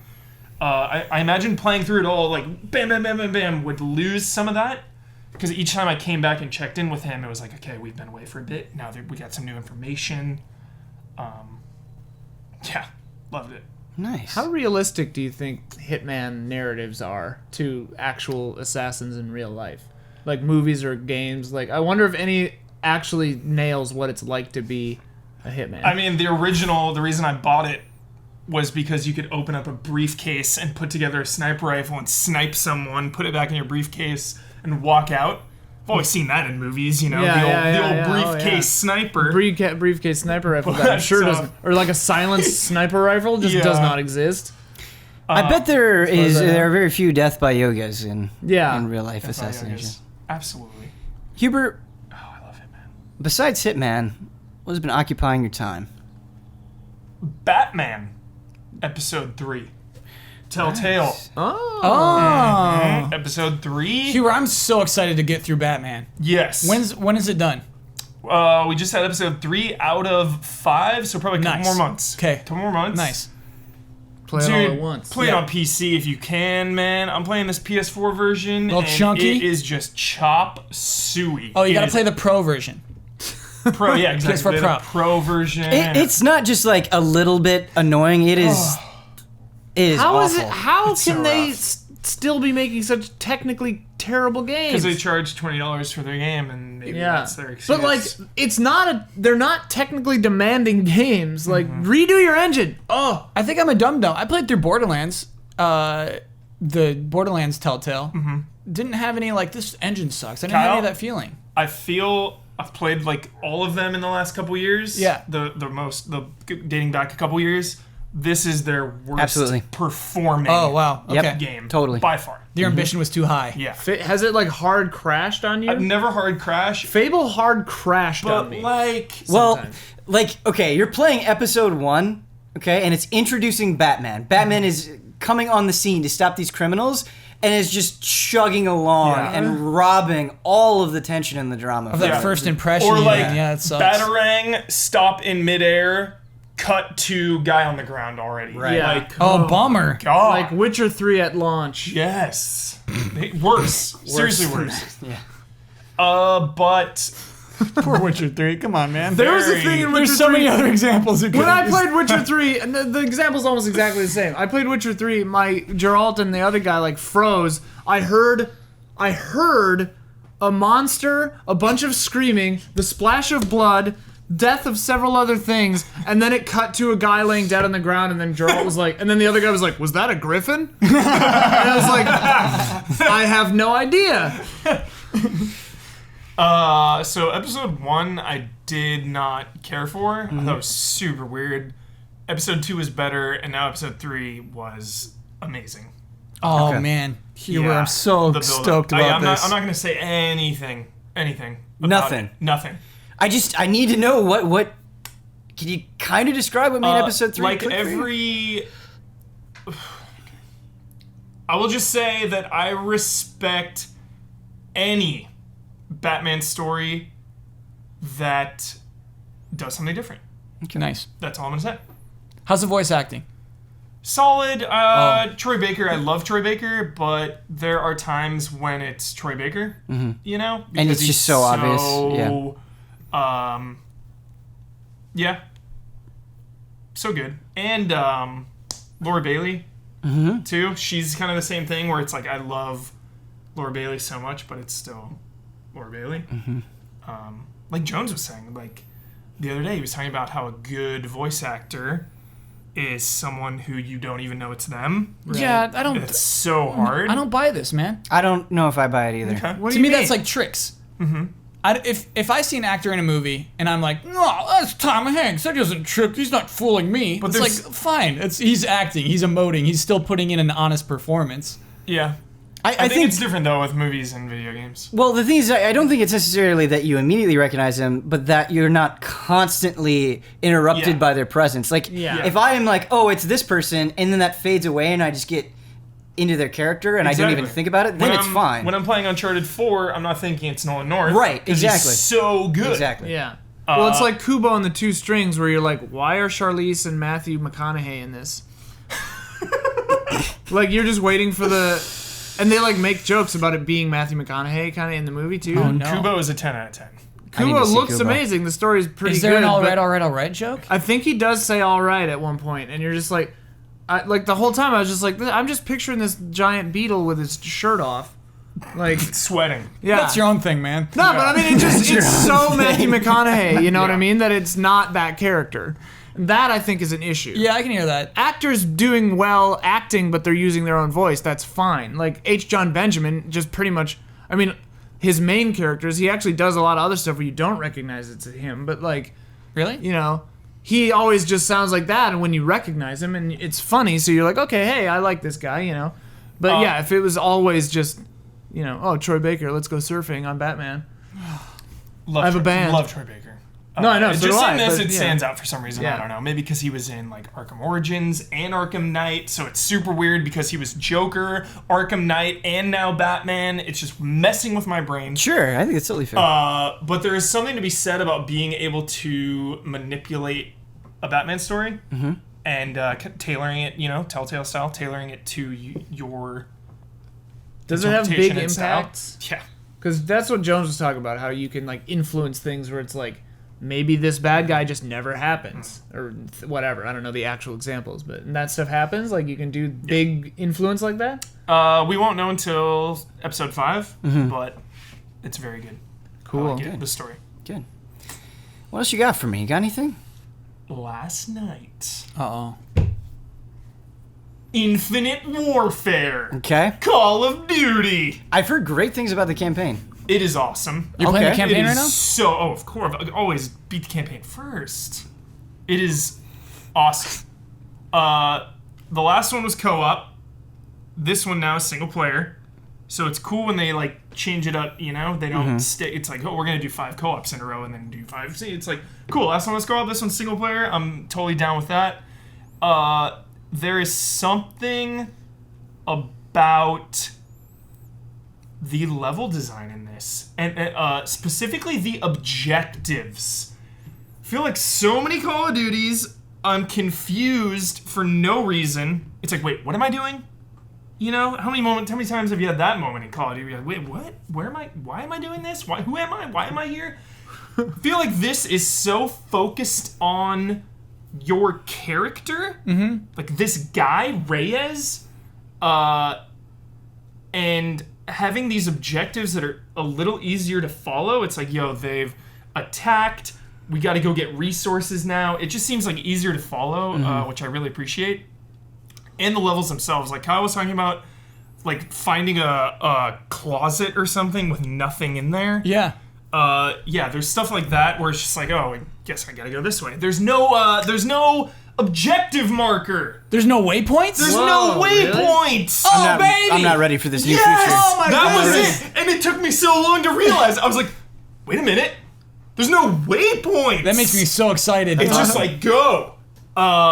Sure, there are times when they're stacking on a door and a little thing will pop up. It's like, yo, initiate that door. We gotta. But you don't have that follow over the head the whole time. There's no follow over the head, so I'm just enjoying the environments more, and they're so my style. They're just amazing, like European style architecture. Yeah. And just like has a sci-fi edge to it, and then you get like your battleship. I'm so excited for that you battleship. You get your battleship with like your armory and like your little room, you know, kind of like Black Ops 3 had your room that you could. I get my own little bunk. You get your own little bunk area. Whoa. Have you done the space combat yet? Done the space combat. How is it? It's good. It's not phenomenal. You gotta try it in VR. I gotta try it in VR, but it is good. There's like you're not on rails, which is nice, and there is a sense of dogfighting, like being able to move around and kind of like dodge and change your weapons and whatnot. It's good. It's good. It's good because of the scope of it all, and even on the ground too, how seamless these set pieces are now. That is something I really want to stress. Is we're not running to cliff, watch explosion, boom, boom, boom, cutscene, out of control. Okay, moving on. It's like. No, something will fall down, water, like a tide of water will just come, and your character will be like, oh, like this, as the water engulfs you. Explosion will happen, and then like smoke will come and engulf you, and you'll just be in smoke. You're trying to get out. Cool. You're controlling the whole time. There's like sometimes there'll be like a second of a pause, but you're mostly in control during this. And I'm really into the characters too. So you're talking about these characters and how there's more of a focus on them than other Call of Duties. Are the characters interesting in and of themselves? I mean, it's not. We're not talking like character study here. But He's like referencing it to other Call of Duties. yes. I'm into him. I like him. He just has he's got a good vibe. Again, it's Call of Duty. We're not getting deep here. We're not learning about this guy's childhood or anything yet. But he seems like an okay guy that I'm definitely willing to follow. Is there co-op? No co-op. Okay. Yep, single player. Kyle, you're on board. Dang. And then Jon Snow, of course. Feel bad for Kit Harington. It's gonna be hard to break that Jon Snow vibe. Like a Daniel Radcliffe. You could just Harry get a Potter kind of haircut. thing. He could just get a haircut. He could just get a haircut. I mean, He'd be I don't fine. think he legally can get a haircut. But Yeah, not yet. But he seems cool. Standard villain. Haven't had enough of him yet. And then kind of this thing where you have like a most wanted list in your bunk, where it's like, yo, these are all the targets. We got to assassinate him. So Bounty hunter? Yeah, so I went on this mission, and it was like, yo, deceased, got that guy. Which is cool, and then you can like choose which missions you want to do. It seems like there are side missions. Wait, come on, they don't need that many quotation marks. They're just side missions. I mean, everyone's going to just go burn through them all. Like, you know, it's kind of doing which mission you want to do when. Okay. I'm not considering them side quests. Okay. In the loose side quests. But yeah, I'm having a blast. But that's the thing too. I wanted to say this on the podcast. It was like Call of Duty campaigns have really never let me down, with the exception of Ghosts. You know what you're getting into. They deliver 9 out of 10 times. They're just so fun to go through and burn through. If you like that, if you don't like Call of Duty campaigns, there's nothing in this where you're going to be like, oh, now I all of a sudden do. But if you do, of course you're going to like this. I'm curious what you think of the Titanfall 2 campaign where you play through it, because it is a very different style than And your I've heard typical. such good things. I can't wait. Definitely. Cool. Yeah, Well, pretty much. Hubert, there's something that I'm really excited to talk about with you specifically, something that I played for the first time 2 days ago. And that is Dragon Ball Xenoverse 2. Whoa! Oh my goodness. It's on my baby. GameFly. It's coming to my house. Is it really? Yeah, it's coming to my my house God. soon. That game is good. Oh, no! That is a good video game. If you like Dragon Ball, God. it is totally worth I playing. reviewed Xenoverse 1 and I really liked it. Do you know what my favorite thing about Xenoverse 2 is? The story. Tone. Not even just the Tone. story. Tone.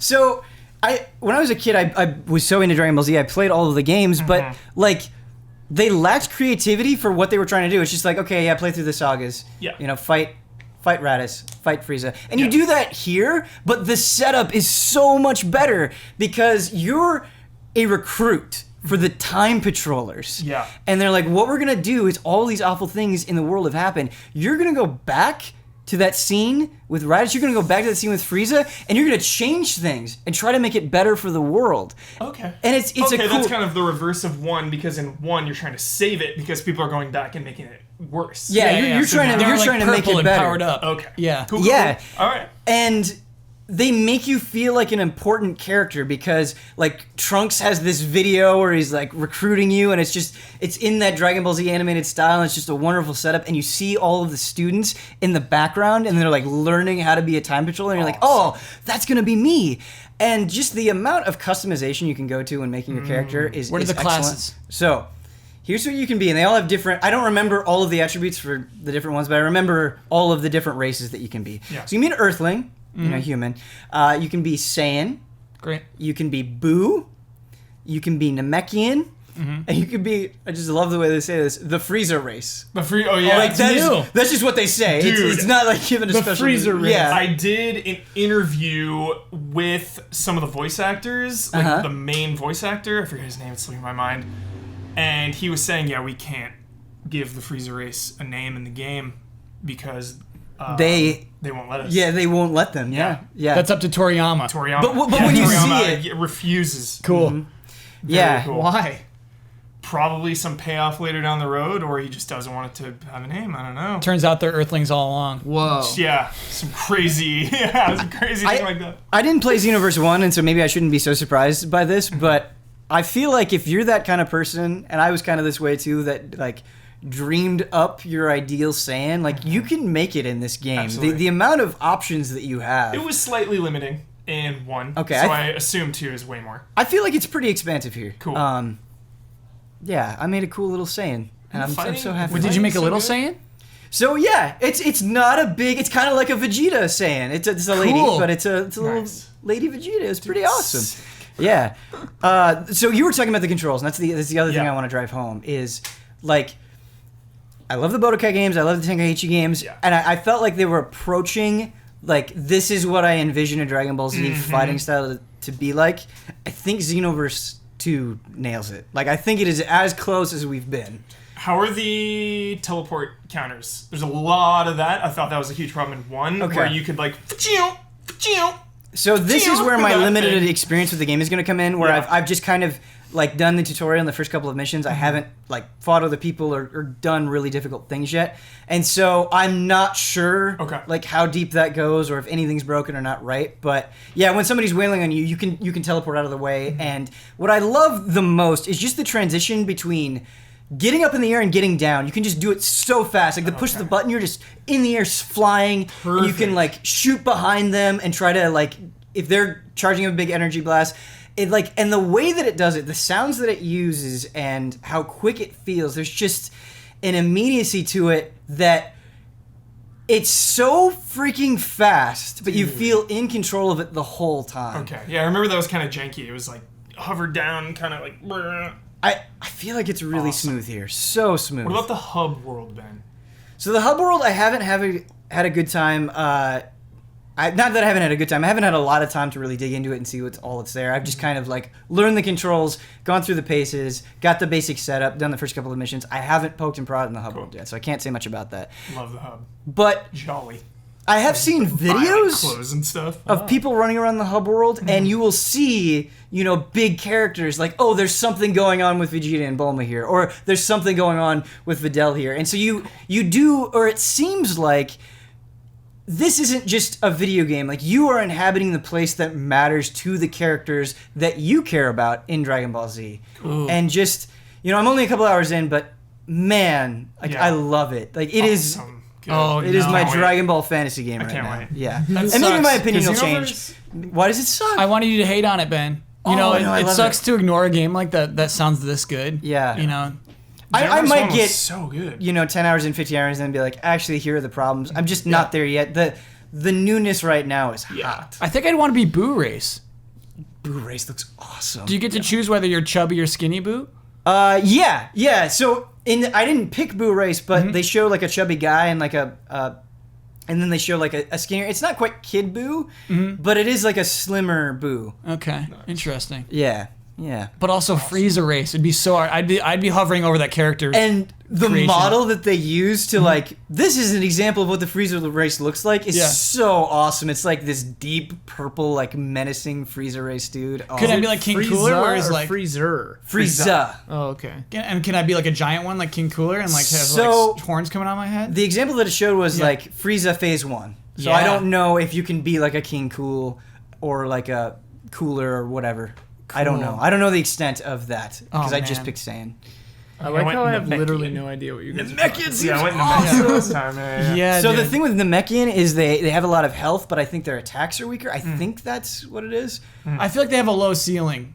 Yeah. Namekians can't really reach the heights of a Saiyan. But it's a video But there's game, something so kind of you cool about that, you know, that you don't get to become this all-powerful thing. Because Saiyans don't have a lot of health and great defense, but they have super strong yeah. quick attacks. So, yeah. Xenoverse 2. I hope I didn't get a lot wrong in my explanation just because I haven't played much of it, but I'm super excited to dig into more of it. And another game that, like, all three of you need to play. You have to play this. Oh, no. It's not that long, and it is wonderful. This is a wonderful game. I think this is a game that can be appreciated by everyone, and that is Owlboy. Owlboy looks so Owlboy's good. short. I heard it's Owlboy's really short. good. Yeah. Oh, I was scared that would be really super long. No, I think it's like around 7 hours, like around that time frame. Okay, You can do it a okay. little faster if you want. Owlboy. Yeah. Looks so good. Okay. Bear with me. I'm not saying it is Shovel Knight, but it sort of feels like the Shovel Knight of this year. Wow. Where Uh-oh. you know it has that retro style and it has things that you like from those older games, but it totally carves out its own identity and does its own thing.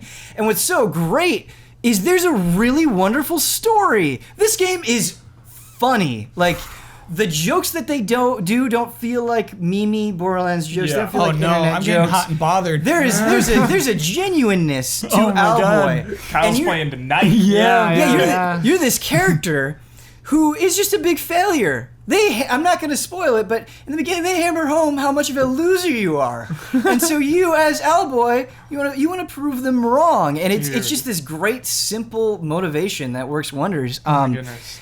And I didn't know what the game was, Ben. 'Cause Yeah. I was like, Owlboy, what is this thing? Bad title. But then I saw a screenshot. Oh my God, it's and I was so like, gorgeous.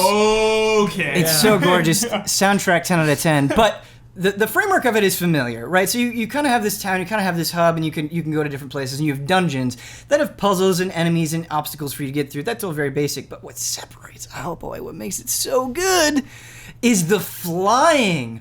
You hit A, you nudge up on that thumbstick, and you are in the air. And it feels so good just flying around your enemies, blasting them away, and doing air dashes. Is there an economy?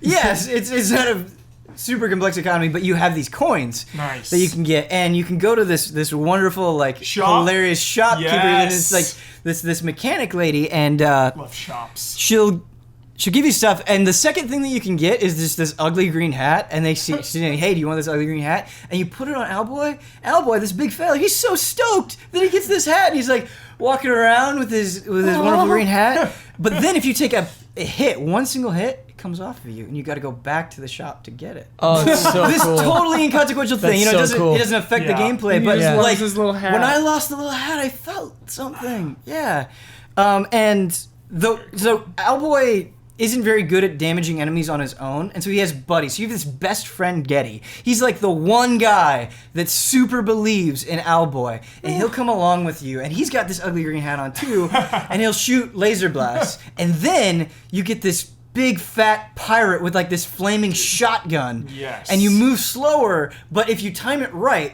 so you get like one shotgun blast and then it has to recharge. Wait, and you get to recharge. play as him? So you like pick him up. Oh, okay. So you're flying as Owlboy, and you've got your talons on this guy, and depending on which guy you have, Yeah. you get different abilities. You can move at different rates. This big fat pirate, he's got this shotgun blast, and if you time it right, you can light like 4 enemies on fire at once. But This it's is got a PC only, really- right? It's PC only right now. They're thinking they want it to come to consoles. I don't think there's a definite date yet. It's a small team, right? Yeah, very small team. Like took 9 or 10 years to make. They scrapped the game a couple of 7, I think. times. Yeah, some Does it- long time. Does it Mega Man / Shovel Knight between rooms, or does it Castlevania just go like a side scroller? Like, do you go through a door every screen? You mean like screen to a screen to a screen? Is it screen to screen or is it continuous? It depends. I'm actually struggling to remember, and I might get this wrong. Comments, you'll have to correct me. I like in town, it's like continuous, but I think when you're in a dungeon, you do go from room. Like there are sections where you transition. Are they? Like it's not a big deal to me, so I didn't even really pay much attention. That's the thing I don't like about Shovel Knight. Okay. I know that's like stupid. a Legend of Zelda, like we're moving into a new screen now, kind of a thing. Yeah, I don't love Grid. that. Yeah. I don't. Grid. Yeah, I don't Sure. love that. But Yeah, that sort of thing has never bothered me, so I don't fully remember. But I think that's what it is. Where in town, like you can just keep going, and then there are points, especially in dungeons, where it's a little bit more compact. Make or break question. Yeah. Are there laser puzzles? I have not encountered any laser puzzles yet, but there are like cloud puzzles where you have That's to. Yeah. That's fine. Laser puzzles would have killed it. Yeah, Hugo would be yeah, out yeah. if I've there were not laser encountered puzzles. a laser Okay. puzzle Yeah. yet. Perfect. Not finished the game. That's my but- Achilles heel. You know? yeah. I can't. We I all can't. have like weird dumb thing where it's just like this doesn't make any sense. Yeah, I acknowledge that it Yeah. doesn't make any sense. just but- can't But do I it. can't do it. But seriously, it is just such an endearing, wonderful game that I did not know anything about going in, and it's just captivated me. It's fantastic. I really think people should play it. The last thing I want to talk about, and I won't drone on too much about this, but I've been playing, like, not just a little bit, like, dozens of hours of Monster Hunter. And I've had the privilege of playing with chat, and they have taught me so much. And so we were talking about, like, Civ, and how you could just kind of not know what you're doing, kind of fumble your way through it and still have fun. I don't think you can really do that in Monster Hunter. Like, in Monster Hunter, you have to be committed to learning. But, like, it's so different from anything else. It kind of reminded me of when I played Demon Souls for the first time, where I'm like, I love this because it is a new space. It is totally different from anything else I have experienced. And I am obsessed now. And what I love about Monster Hunter, and I'm going to say the exciting thing before I say the boring thing, is the beasts themselves.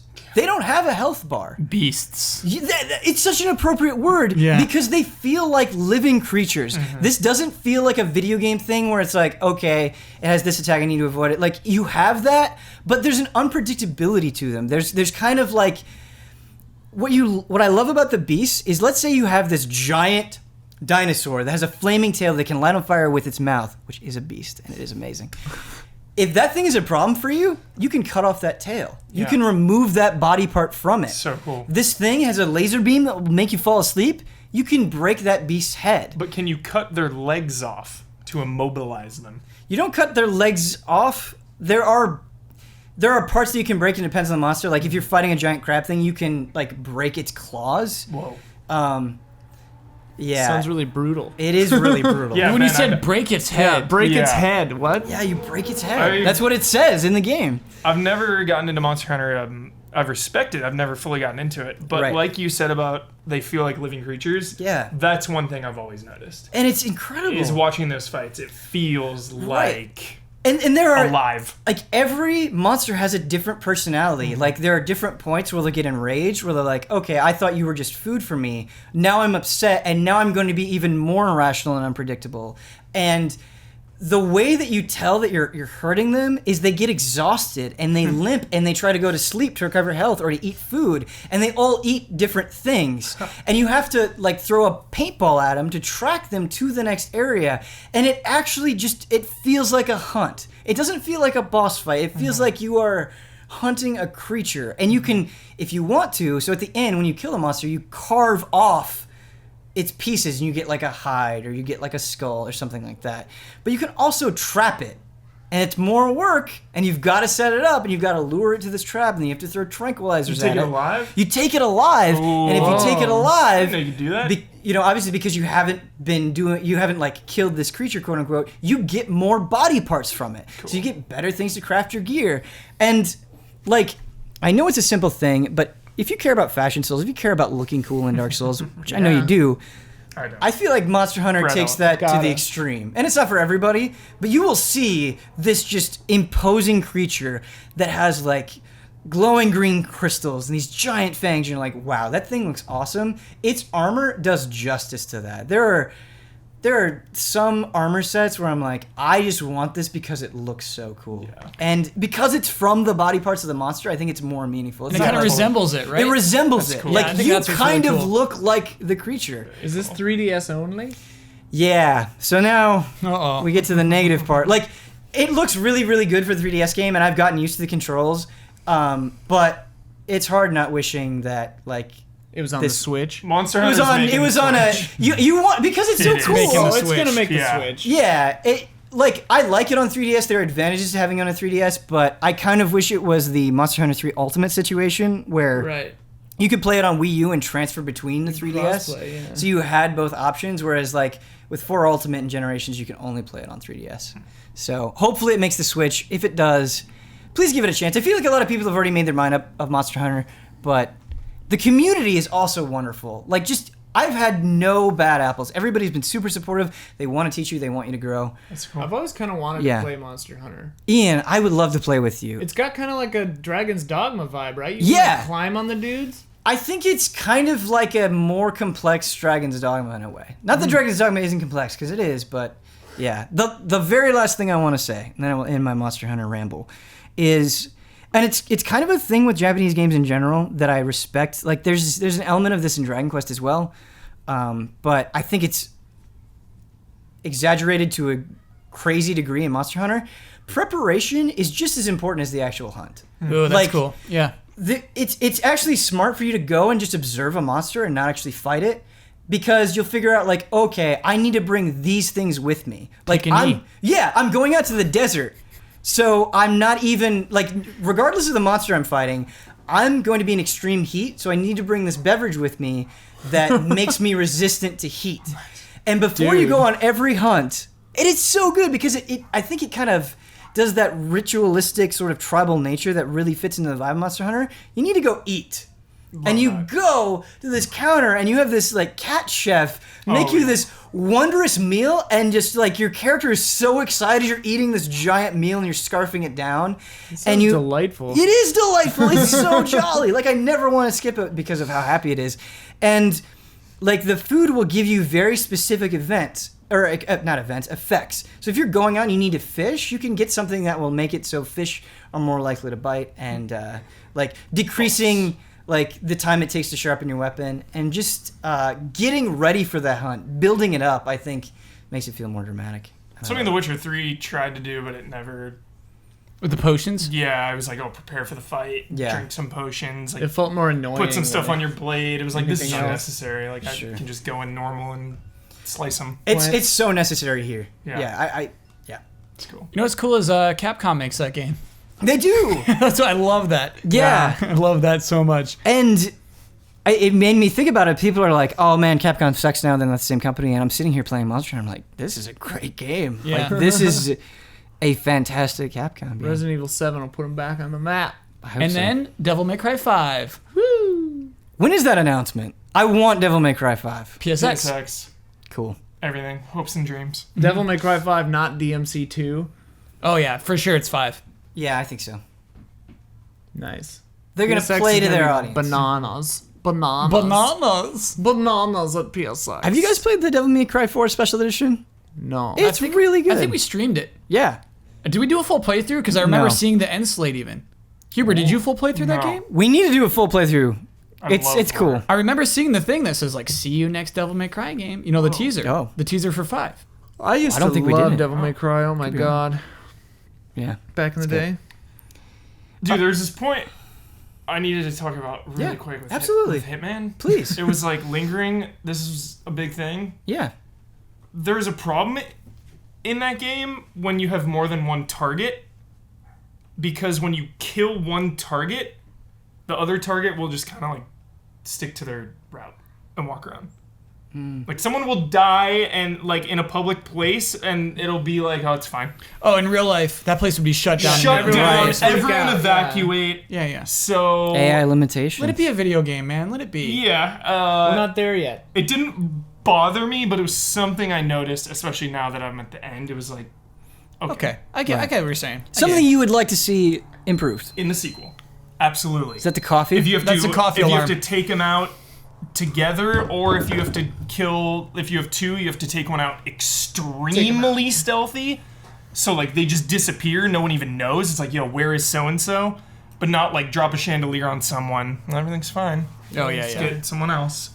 So that's all. Sorry. Are you all ready? Are you all ready for the hottest moment of the podcast? Hopefully. Speaking preemptively here. It is time for HOTTAKE. A choppity chop. Now, we've talked a lot about shooters already on the show, so if you don't want to hear more about shooters, I apologize. But I was thinking about it, what we could talk about today. Dude, we're in like the shooter trifecta week right now. It's too much. The zenith of shooters. This has been I really think, I'm comfortable saying this, this has been an incredible year for shooters. Like, Oh my God, there's yeah. so much diversity and so many games going in so many different directions that there is something for you. That's what I didn't talk about. Uh-oh. Advanced Warfare. Hold on. Infinite Well, Warfare. there'll be time. No, There'll be time. Infinite Warfare though. It's like, do you remember Wolfenstein 09? Wolfenstein 09. Yes. Solid game. Yes. There was a weapon in there that is one of my favorite video game weapons of all time, the Tesla cannon. Okay. Similar weapon in Infinite Warfare, 10 out of 10 first-person shooter weapon. What does this weapon do? It is like a freaking laser beam, shoot them and they explode like the Tesla cannon. Oh, it is amazing. It is phenomenal. I'm excited. First-person shooter weapons, you gotta have some good ones. This thing is a joy to use, and it's rare. Which is better. I had a small list. No, thank you. Whenever Hubert grabs your shoulders, you know that like yeah, you can't he stop loves this it. from the depths of his soul. When I got it, I was like, yes! I think I'm walking away from this podcast with like 3 more games on my docket. Yeah. Yeah. It's that Owlboy time for of year. sure. Owlboy's in. So yeah, I have a list of shooters, and just to emphasize, I might be forgetting something, and if I do, panel, please correct me, or comments, please correct me. This is what really stuck out to me. We've got Doom. We've got Overwatch. We've got Shadow Warrior 2, which I don't think we've given enough credit to. Yeah, I haven't played We it. got Battlefield 1, Call of Duty Infinite Warfare, Titanfall 2. And that's just that's not absolutely everything. There are also things like Homefront: The Revolution, The Revolution. and things like that. And I think about how different all of them are. Like, you compare something like a Doom to a Battlefield 1, it's just completely different. I feel like a few years ago, everything kind of felt the same. Like, they were all kind of riffing off each other, and I love the diversity that's present here. Absolutely. And especially, oh man, playing through the Titanfall 2 campaign, there's nothing quite like it. Playing through the Doom campaign, there's nothing quite like it. So I need to know, what has stuck out to you specifically? And Hubert and myself, we kind of are fans of many different types of shooters, so I think we like a lot of things on that All of list. them. But Ian Hink, you're not the biggest shooter player in the world, and there's nothing wrong Not with that. huge, yeah. Kyle Bussman, you don't play a lot of multiplayer shooters. What stuck out to you this year? So I've actually started Titanfall 2. I'm on the second mission, so I can't talk about it too much. Sure. But I love double jumping. Yeah. I love double jumping.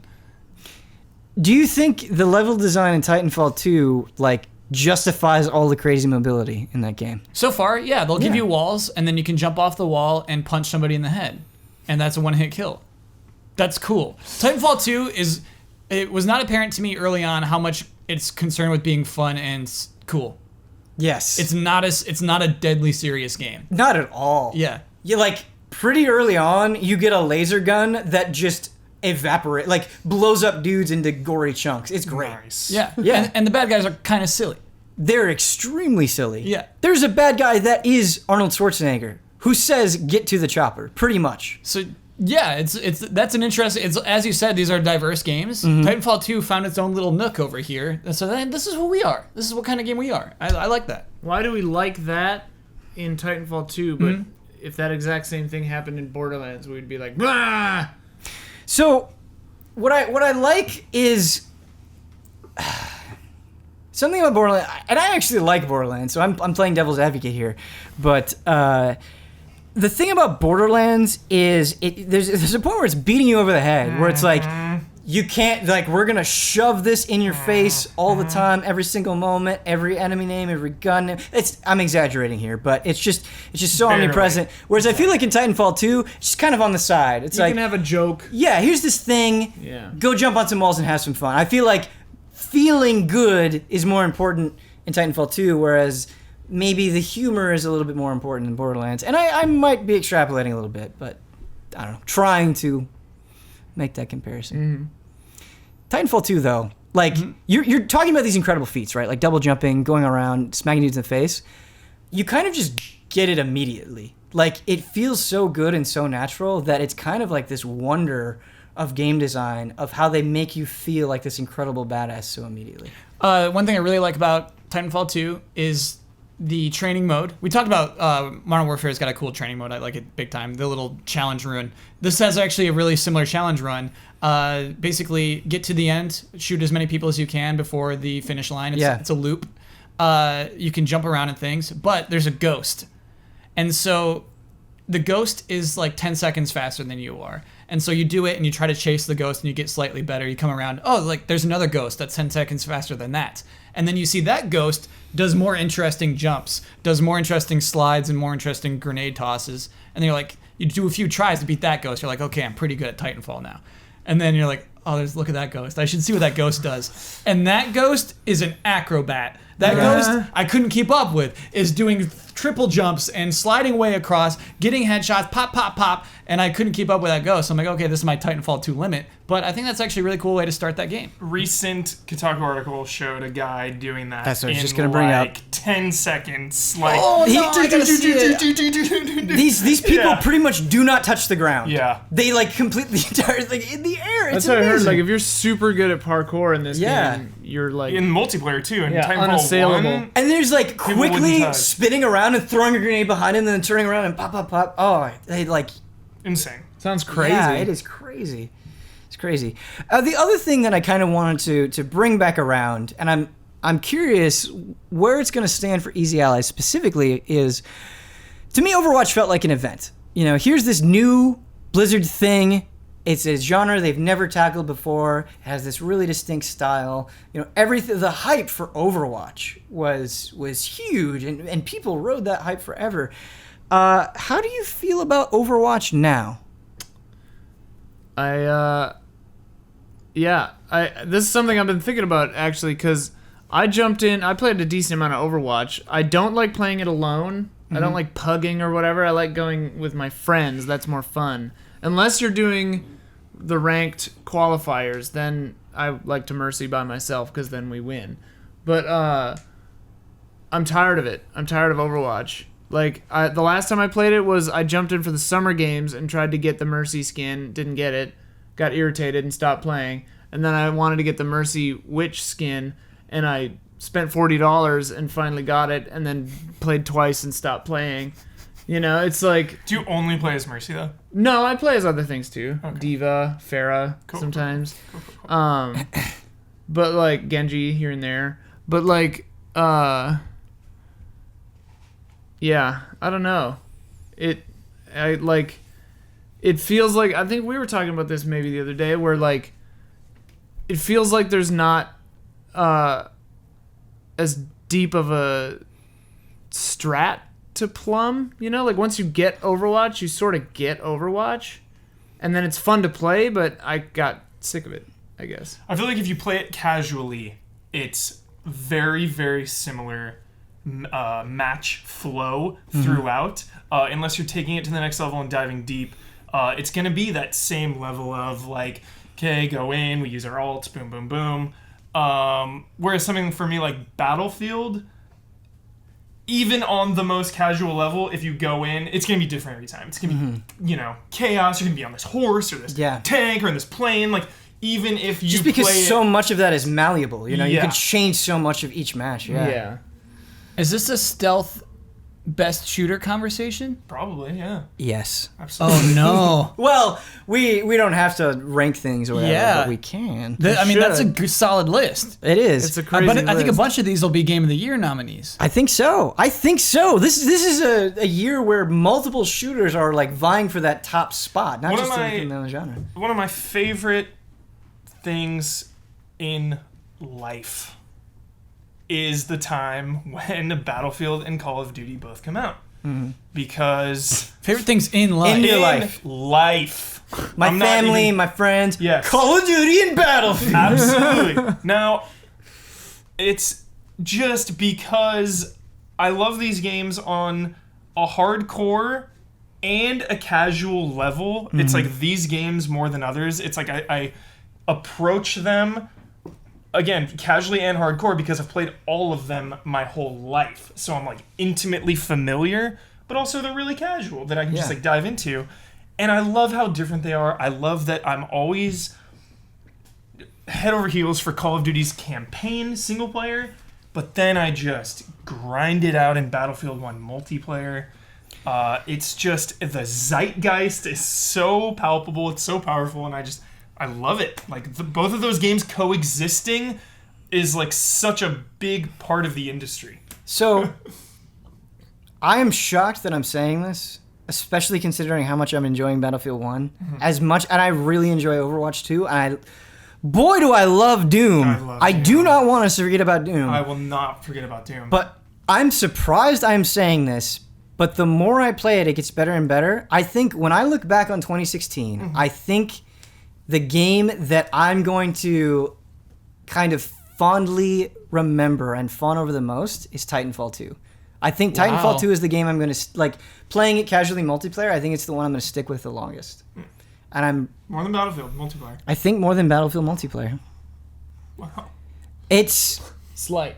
No, it's not a slight. I love personally Battlefield 1. No, Yeah. I love Battlefield 1. Playing Battlefield 1 on that stream with you and Brad and just the hijinks that we got into, it was great. I had a great experience. Like, I think Battlefield 1 is the best Battlefield in years. But Titanfall 2, and like Just Just the the Black different- Friday sale, man. Yeah. like when you get $40. better in multiplayer with the different Titans and just being able to like see a puny like human enemy and just shooting them quickly or getting Slamming in a them. Ronin sword battle with somebody and like having actually the better swordsman win. It's In a robot? In a robot. Yeah, there's just Yeah. sword. Can you design your character and pick your robots? Yes, you can. You can customize God. both of them. This game is getting more and more appealing to me by the second here. And I think you would love it. Oh, no. I think you would love it. Like Omar was like, Titanfall 2, I it's really good. Do you play it with a mouse and keyboard or a controller? I play on PS4, but Oh. and the PC version is great. I'm probably gonna double dip and get the PC version too. Whoa. I really like it. It might be my multiplayer game of the year for me. Like Jeez Louise. and Over Overwatch. Over Battlefield Overwatch. 1? over Battlefield 1. I know. That's I'm a hot surprised. take. That's a hot yeah, take. Hot yeah. take. And the thing is like I'm not slighting these games. I No. have an incredible time with them. They're all but amazing. Let's give a hard conversation. the way that it feels and just like when you're doing bounty hunt, okay, and you've racked because when you die you lose half of your money and just my heart is like thumping out of my chest as I'm carrying this like $800 to the point trying not to get killed and I'm trying to like bounce off the walls, find the sneakiest way, use my stim, use my cloak, like whatever it is. Like that game feels like almost perfect. They've nailed it. If you want to feel good in a shooter, play Titanfall 2. That is like the most important thing to you. It's such a bummer that the sales numbers are so terrible. Yeah, that's the thing. It's like Like I'm not. EA like shot themselves in the foot putting that game out like what, a week, 2 weeks away from It's funny their because- own Battlefield 1. The way they worded it, too, was exactly how I feel about Battlefield and Call of Duty. And they always come out so close. It's like, yo, they're so different. Coexist. They're scratching two different itches. That's what they said about the EA James Bond guy. What's his Yeah. name? The James Bond Did you guy? call him James Bond one time? He's like the Yeah, EA he CEO. looks like a James Bond villain. Oh, Andrew? Andrew Wilson. Nice. Yeah. Yes. Not House. He said both of those games scratch different itches, so he thought that they could Titanfall and Battlefield 1. coexist like that because Titanfall came out before Call of Duty. But The thing is, though, is even if Yeah. you're scratching a different inch, if Yeah. you have Battlefield and then Titanfall and then Call of Duty, it's like no matter how different they are, like most people are gonna only be able to pick one, maybe Right, two at yeah. most. You know? We only have so much money. We only have so Yeah. much time. Yeah. Right. We're It's Easy $60 Allies. a piece. That's crazy. Yeah, it is. we're crazy. Easy Allies. I don't know any of us that have played all of them like a lot. Extensively, yeah, absolutely. None of us have. I don't think. Yeah, A yeah. lot, yeah. this is a year where shooter of the year, like if it goes to Battlefield, I'll be happy. If it goes to Overwatch, I'll be happy. If it goes to Titanfall, I'll be happy. Like, Doom. If it goes to Doom, I'll be happy. Call of Duty will be happy. Like, yeah. All right. But they can't all be winners. Just because I'm going to have each of you pick your personal shooter of the year. I've already said Titanfall 2. Let's go down the line. Me or him? If you've got one, go. Yeah, for whoever is first. Kyle's then doing we'll his go. arm thing. He's going Modern Warfare Remastered. Uncharted 4: A Thief's End. Shooter. Best shooter, best adventure game, best Can't even argue with multiplayer. that. Yeah, I agree. Best puzzle game. No, it's not most of those things. Oh, we just do first God. person shooter. No. instead? Best shooter, I'd do Titanfall 2. Titanfall 2. All right. I was not expecting that. I thought I'd be alone on that. That's nice. That's nice. I mean, I still got to play some. I got more to play still. So Kyle, where you are in the campaign right now, I think you are going to feel more strongly in your endorsement by the time It's you're like done. Dragon Quest 7. I haven't unlocked the classes yet. Okay. Kyle, I want you to put time into Battlefield 1, but I know you won't. If you play know with you Huber, you will have the time of your life. And I know, like, at most I could get one session out of you, but, like, you gotta put the time into So Battlefield. back in game trailers days, we would receive multiple copies of a game for review. yeah, different times. That's what happened with lucky if Star we Wars get last one. year. Yeah, Yeah, no, and the reason I have a positive impression of that Star Wars game is that it got a free review copy to help Yeah. out with the review. The reason I played through Modern Warfare Remastered is because I had to do it for Live with YouTube Gaming. So that was need the a reason I had reason. that code. Yeah. I don't know, Huber. I don't know if I'd ever plunk it in for $60 for Battlefield 1. Keep you posted on those Black Friday sales. Sure, all right. Yeah, that might help. If you're playing with Huber and Brad and some Easy Allies people, like, $80 is worth it. you... From the beginning of end to that match, you were just laughing. Yeah, we had a guy Who was it? on a horse It was like MacGyver stampede into a something. building, and there were like three of us, and we just stood there, bullets flying all around, laughing at this. We're in the hallway. The room is on fire. Yes, So yes. the horse goes like through the fire. It's great. Yeah, I gotta give it to Battlefield all day. All right, Every day. I respect it. Loyalty. Because multiplayer. It is a game. It's one of those multiplayer games where you can still look at it like it's single player in a way, Kyle, which I love. Like, you are on a team, and what you do in this game helps your team so much. Like, no one person is winning the match, but you can still play it alone. You can still snipe and do what you want to do, or you can get in a plane and like have another guy get in your plane and just do bombing runs. Like, there's so many ways for you to contribute. There's not a more flexible shooter. Exactly, without feeling like Overwatch is only 5-on-5, so it's like way more intense. Like, you got to be team composition with your team, help them out. But Battlefield is like, there's so much going on, so many ways you can contribute. It's just like, I'll do what I want to do. I love capturing points, so I'm going to be going for those points every time. I see that this point back at our base is undefended, so I'm just going to like get in the house and try to like cover it. It's just limitless. You're making me want to think back in. Ian, what do you got for me? Sorry, I'm putting you on the spot. Witness. Best shooter. Best shooter. Best shooter. You shoot with your mind. Best mind shot. Best mind shot. No, I mean, I only played half of Doom. I haven't played Battlefield 1. I haven't played Call of Duty. I'm not likely to play Call of Duty. Battlefield 1 does appeal to me. I like World War I and World War II style guns. Like the M1 Garand, I really action. like. Bolt action rifles, I love those. We'd have a good time, Ian. Yeah, that sounds interesting to me. Again, $60, a little much, because I know I'm going to play it a little bit and then get tired of it, you know? Yeah. And I would be playing it on PC, which I don't know. Are you playing it on PC? Okay. Yep, PC. Titanfall sounds really cool to me, too, especially if you can make your character and, like, pick robots. That sounds incredible to me. But I mean, I got to give it... For me, it's Overwatch of these, just because I've played the most of it. I've played a lot of Overwatch. Overwatch is fantastic. Overwatch is like, it's just a solid, it's a very, very solid, well put together game. When Sombra comes out, I'm going to play it again. Like, it's very Blizzard. It's put together, you know? It's not maybe as complicated or as, you know, like, deep as some of these other things. I do think it is complicated and yeah. deep, but like, It doesn't have to be. It's just fun and great. I don't know. You know what else it looks really has? good. Very well supported. Yeah. They're constantly tweaking things, the balance. Yeah.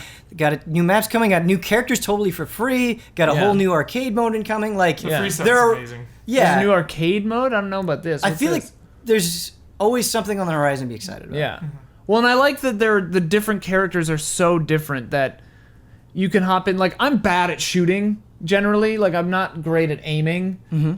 People will out aim me like all the time. And so in a game like Overwatch, I can play as Mercy and still feel like I'm good at it. You know, I can like do okay as Diva, and that's cool to feel like I can hold my own in a shooter is nice. I think Battlefield does a good job of that as well. Like, I did not care about shooting. I just wanted to revive Huber every single time he went down. Revivals, dude. Revive me, Dr. Moore. Dr. Moore. Revival master. Yeah. Nice.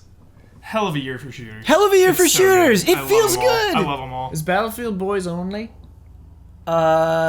Yeah, I think there's like a female. There's some female characters in multiplayer. You're a guy. Prove it, I'm ticket. out. Yeah. Prove it. There's a Titanfall, female. we do need to prove it there's to a you. female like voice that talks to you. Titanfall, She's you can the be best. whoever you want, right? So But the way that it works is you like your appearance changes based on your like tactical ability. So if you're going cloak, you have like this big fur thing on, and if you're stim, you're like this skinny little robot, and so that plays into how you look. Okay. So you're different characters if you're a different class. It's like Overwatch. Pretty much, kinda? yeah. Okay. So you don't have a character. You do, and you can like change their color and stuff, and you can change like the color of your Titan and the color of your gun and things like that as well. I'm out. But You there can be are a no skinny like little there are no like robot. sliders and things. Yeah, I would love to be a skinny little robot. Yeah, being a skinny little robot is would be pretty kinda fun. cool. It's just so hard, man, because it's like Doom, easily best campaign. I haven't played Titanfall 2 yet.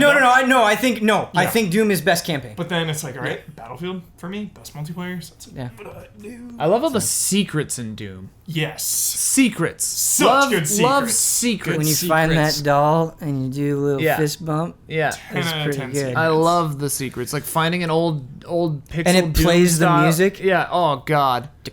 Hell So good. of a year for shooters. Are we ready?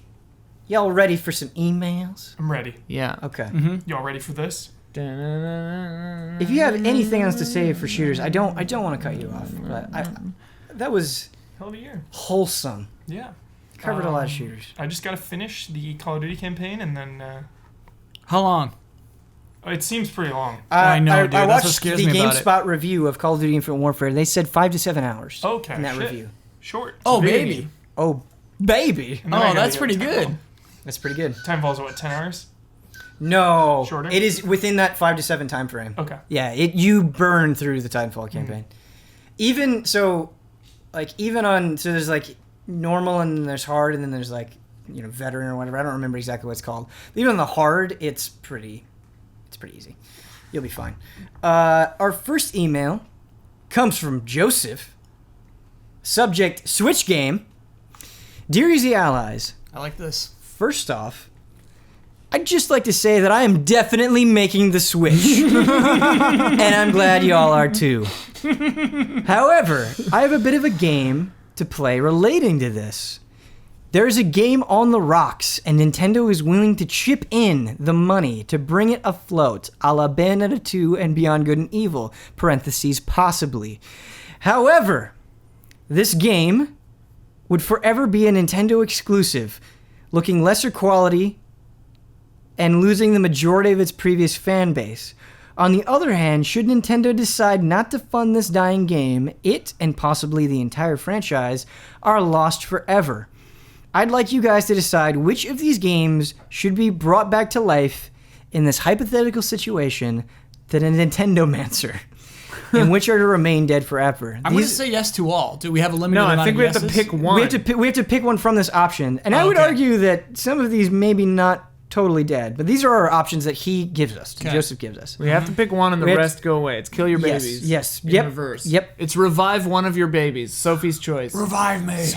The options are Dead Rising, Alan kill it. Wake, Katamari Damacy, Okay. Zone of the Enders, The World Ends With You. This is easy for me. This is easy for me too. Me too. Wow. Huber, is it easy for you? They're all dead no matter what, unless you save one. Yeah. Yes, you can save one. Kill them all. Yeah. What was the second one after Dead Rising? Alan Wake. Yeah, So read once them all- read again, them all I'll do it again. Yeah. Dead Rising, Alan Wake, Katamari Damacy, Zone of the Enders, The World Ends With You. I have one technically huge question. Yes. Is Sam Lake involved with Alan Wake, or is Kojima involved with Zone of the Enders? For the sake of argument, I'm going to say yes to both. I think we should also note Dead Rising 4 is coming out next month. Yeah. Launching exclusively on Xbox and PC. Right. So that's the easiest one for me to kill is because so there's a new Dead Rising coming out very soon. It's coming out soon. For me, it's easily Zone of the Enders. Oh, wow. Okay. Yeah. Why? The concept art shown off for the new Zone of the Enders game is something I still think about from time to time. It was taking like a freaky, organic look at the what are they called? Something frames? Orbital frames? Orbital frames, I believe yes. So, Yeah, and that was so interesting to me. It's such a bummer that was never realized. That's an easy pick. Easy yes. Looking at like Jehuti, like that art, Yeah. you're just like, I want to fly in that. Yeah, Like, and I he had want a to demon pilot. tail. It's worth Googling if you've not seen it. You have the longest eyelashes I've ever seen. This was the impression of me in high school. They would do this. Yeah. God almighty. Yeah, and I really like Zone of the Enders. I like Zone of the Enders 2. I rented it and beat it in a weekend and had a positive impression of it, but there aren't enough cool games where you're in a flying robot. Question: does it come with a Metal Gear Solid 2 demo? No. That's how it's got to be. Yeah. I would do it without Kojima even. Let's be honest, Kojima's not working on Zone of the Enders. Konami has it. They're not going to ever be friends again. Yep. Despite that, I'd still choose that over the other games. Oh, God, no. Yep. I've got one. The World Ends With You. Wow. At least we got 2 Zone of the Enders games. Mm-hmm. You know? And we had a collection. We just got 1 The World's End With You game and some Kingdom Hearts cameos, I guess. But The World Ends With You, like, at the time it came out, was such, like, every single element of that game, from its story concept to the way that it played to its character design, everything about it was so on point. It was an incredible Square Enix game that I felt in the day, like, it made me feel the way like Xenogears made me feel or Valkyrie Profile made me feel. And then it just went away. You know, it came out on phones and tablets and stuff, but like, that game is too good and it deserves at least 1 more The World Ends With You. And be a good Switch game. I think It'd be a great Switch game. I think I can echo that exact sentiment with Alan Wake. Sure. Is, you know, somewhat underappreciated game, and the video that came out of what Alan Wake 2 could have been was so cool. What was it? I've never seen that video. There's like this diner and this guy attacks and he's like using these trucks and he's like this huge brute. It was just really cool. And if Sam Lake is involved, I'm in. He's going to hire you to help work on it. And I feel like there's just so much unfinished business with the story. And they're my favorite kind of games. You know, it's little on the slower side, a little bit of horror. It's kind of survival horror in nature. I just love those types of games. They make me care so much more about the characters in the world, just on pace and tone and setting alone. So yeah, Alan Wake 2, I'd absolutely love it. Will he ever write again? I don't think he'll ever write another page again. He's been damaged. Alan Wake? Yeah. Whoa. It's not a lake. It's not a lake. It's an ocean, Kyle. You got one, Ian? Yeah. Well, hearing that list, my gut reaction was Katamari Damacy, but Ooh, nice. But then I've been thinking about it, and I'm like, we got a lot of those games, and they're making new games in a different kind of franchise, Watam or whatever it's called. Mm-hmm. So I think I'm actually gonna switch my brain and go to Zone of the Enders. Ooh. Being the only game of these that I actually have ever really played, I really liked Zone of the Enders back in the early days. Again, got it for the MGS2 demo and played that way more than Zone of the Enders, but I did like Zone of the Enders. It's got cool vibes. If that is like the one word I would like, cool. Zone of the Enders is cool. Yeah. And so yeah, I'd see a new Zone of the Enders on the Switch, and I think they could do cool stuff with the. I don't know if they really made it unique in its own thing. I think it'd be neat. Make the Switch Zone of the Enders. Make the Switch. I'm ready to make the Switch. I'm ready to make the Switch. I'm God, ready. I hope there's a Metroid. Our next email comes from Greg. Subject: hard quitting. Oh no, Hard Greg. I'm quit. nervous about Greg. this. I basically hard quit Overwatch. Well, hold on, we're getting there. Now, please excuse me. The text is very small, very tiny font. Please forgive my old man eyes. It might take me a while to get through this one. All right. You can zoom in, pinch zoom. No, it's so small. Oh, okay.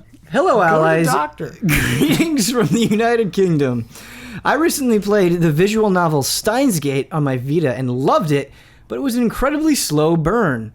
Anyone who's played the game to completion will tell you that it is one of the most engrossing time travel stories they've ever seen, but the opening 10 hours or so are almost painfully slow, with exposition dumps, scientific information dumps, and very goofy slice-of-life scenarios until the story takes a dramatic turn at the end of Chapter 5 and keeps you hooked for the rest of the story. I stuck it through the end and loved it, but I almost stopped playing altogether a couple of times because of how long it took to get going, how much dumb, pervy anime nonsense was happening. If it wasn't for the fact that it was on a handheld, I would have definitely done a hard quit. My question is, have you guys ever done a hard quit on a game, and for what reason? Hard quit meaning we made the choice. Yeah. It didn't just happen. It didn't just happen organically. You didn't just Overwatch happened. slip away And from it. I think- You're like, I I'm think- not doing this anymore. An important element of this question is, like, you didn't quit just because, like, something else came out or you got busy. It was Right. like, something in this game bothered me so much Right. that I said You made no. the choice. Yeah. Oh, yeah. I got one recent. It hurts me to say it. It hurt me to quit it. Dragon Quest Heroes. Oh, no. Hard quit. Dragon Quest Heroes, I hard quit. I just realized I don't like Musa games whatsoever. There's no stakes. There's no story. I know there's like a story kind of in Dragon Quest Heroes, but it's so in the background. Put like 8 or 9 hours into it and realized that nothing was gonna change. I was just gonna go on a map and hack away. So I said, you know what? I got so many other games. I'm just gonna put it on the shelf. Hard quit it twice, actually. The double hard quit. So it was like a soft quit, then a hard quit? It was a hard quit, and then I was like, dude, it's Dragon Quest, man. Dragon Quest Heroes 2 is coming out. It's co-op. I need to finish this game. Started over. Oh, it started God. over. Oh, That's that's what a kills mistake. me. The first time, no. The first time Mistake. I'd only played a couple hours. And it was months later. No, still here. We're doing those hours again. Still, I got way past that point, and then I was just like, you know what? I'm done. It's funny these days because I had the opposite reaction where it, like, made me more open to that style of game. And it's definitely repetitive. There are definitely points where you're like, okay. But Like when a game is super repetitive and you know there's not going to be a emotional story payoff. Why? why? Why? Yeah. Yeah. So. I hard quit all the time. I love hard quitting. I enjoy it. Absolutely. I'm a hard quitter. I'm going with the most recent example. I saw a 100-foot robot golf for VR. You know, I desire to be in a giant robot so much. Yes. That, I was not even willing to look at the reviews. I said, I'm just going to commit to this. I'm going in. That game is a true stinker. I think the developers know they put out a stinker game. It's truly awful. Could not recommend it at all. Don't do it. Don't buy that game. I played maybe 2 holes of robot golf. The cutscenes are annoying on purpose. It's like I've had enough. And so uninstalled. I do that frequently. As sticks. We talked about sticks. I'll give games a chance. Sometimes it pays off big time. Sometimes you get a Riptide GP2. Sometimes you get 100-foot robot golf. Don't feel bad. Uninstall. Move on. Gotta move Yeah. on. Yeah. I too hard quit voraciously all the time. Just like, to me, like there are 2 different kinds of hard quits that I do. I do the hard quit where I'm like, yeah, all right, I get it, fine, I've had enough. Like, I understand what's gonna happen. Like, I did that with Doom, where I was like, I got to hell, and I was like, okay, that's what hell looks like. I'm gonna, spend my time elsewhere. I enjoyed it. It's nothing against the game. I liked it a lot. I thought it was a very good shooter, but I'm just like, I don't have to spend more time on this. I've done it. You know, there's that kind of hard quit. And then there's the hard quit where I like, it's like I'm like offended at like the low quality or like something that's going on that where I'm just like, no, screw you, you know, like delete. I do that here and there too. I did that with Pokemon Go. I did that with No Man's Sky. Did that with, man, it happens kind of a lot where I'm just like, nope, you're done, you know. I had another example, but now I don't remember what it was. But yeah, life's too short, you know. I want to take back something I said. I said the developers made it stinky on purpose. Obviously, no developers ever do that with a video game. Sure. Well, they're the people who made Roundabout. And I think like they have a very jokey aesthetic. I do think Robot Golf maybe is a little less polished probably than Roundabout. It's not a polished game. They probably wanted to hit the VR deadline. I liked think, with that game. Roundabout. Roundabout is really good. Yeah. It's I funny. can't think of any other game. Yeah, I'm trying to think of more. I know there are some that I just like. It feels like top 10 dopamines. My number one dopamine is finishing a game. Yeah, It I feels so good that that outweighs sometimes slogging through a 6 or a 5. Like the feeling of completing it just makes it all worth it. Like I love. There are times when I finishing play a games. 5 and I finish it and I feel like I wasted my time. Yeah. I never do. I never feel like that. Unless it's some, you know, the Dragon Quest Heroes was a big thing because it's so long. It is very long. That made it. That made the decision easier. Where it's like, 50 hours of the exact same thing with no payoff. Like, no. Yeah. Dude, I remembered the other one. I violently hard quit the demo Demo. for Dragon Quest Builders. Whoa! Quit the shit out of that. game He's been playing. I'm playing Dragon Quest Builders. That game is great. I know. That game is Here's the great. thing. It's I so wanted good. to play it. I was really excited to play it. In the demo, I'm hoping that the real game is very different. In the demo, the main character is like bored by the tutorial, and so was I. And like the tutorial kept making the tutorial longer because the character keeps going like, "Oh, come on." And then the narrator's like, "Oh, I'm sorry, are you bored?" And then the character's like, "Yes." He's don't like falling remember that. asleep. This that in the happens in main the game? demo. I don't know. Dude, the the main character game is is like, like- There's a tutorial, but I don't remember it just being especially long. It's No. constant text, and like it's just like it's trying to be cheeky and funny, and the character itself is going like, you know. And like at first I didn't understand what was happening because I was way far away from the main character. The camera's way over here, and then the narrator, the little narration on the bottom would just be like, "Oh, I'm sorry, am I boring you?" And I'm like, "Are you talking to me?" Because yes. And then Uninstall. And then and then you couldn't pick your character, which you can in the real game. So the real game is different. But then there was this noise that happens with every menu and every dialogue and everything that was so grating and annoying to me that I actually couldn't play the game. And I like turned the sound effects off, but then it took out all the sound effects, and I was like, "Oh my god!" So it was the most violent. It was the most violent hard quit I've ever done, I think, besides my No Man's Sky one. I used to be Oh, scared. No Man's Sky hard quit. Like That's 3 years fun. ago, I used to be Oh, scared yeah. to come on video game podcasts because I'm so petty against games. Me too. I'm so thankful to have Ian, Yeah. like someone who is pettier than I am. Dude, download that demo and tell me I'm wrong. Because that demo was irritating. So- tell me I'm wrong. Fine. Like, I'm sure the real game is great. Yeah. It seems jolly as hell. And like maybe once you can actually play the damn thing, it was fun. I played that for an hour. And I was just like, I long time. hate this. You gave it a shot. No, it's hard to respond to because I totally believe that these things drove you nuts, but they didn't bother me at all, and so it's hard to like parse what you're saying. Yeah. Like the tutorial to me, like I just kind of flew through it. So Kyle rattled me with his 70 minutes of game playing, and I forgot Dragon Quest Builders. I've been playing. You were it. What do you mean I rattled you? Because I wanted to speed it along. I was like, we've yeah. already burned we a lot were of talking time. about your games. So- for Hey, 40 hey. We're But a I'm long not- form show. Yeah. I know they always want it longer, but I still feel I've been used to Sure. wanting to like get through it. Sure. No offense to you, Kyle, at all. Zero. I was just saying we. Dude, slight. There's Get that no slight slight. count I on the didn't screen. mean I didn't mean for it to come out as a slight. It's not a slight. I'm just It's not a kidding. slight. I'm just giving you a hard time. But you love Dragon Quest It's Builders. You crispy love bacon. that. You love that little beep noise at every fucking thing you do in that game. The one thing I want to say about Dragon Quest Builders really quick is I've got crazy OCD. That's another reason I finish my games is because I just have to like complete it. Dragon Quest Builders is the first like building game. I don't feel like I'm a creative person. I'm terrible at drawing. I'm terrible at building. Like games where you have to use your imagination, I'm really bad at. It's like, no, I want the masters of their craft to craft me something so I can go through their work. Dragon Quest Builders is the first time where I've been so okay, and maybe this has to do with my Deus Ex Epiphany, I've been so okay with just like building a little piece of shit and moving on. Like, I'm okay with it. Yeah. That's not where I thought that was going.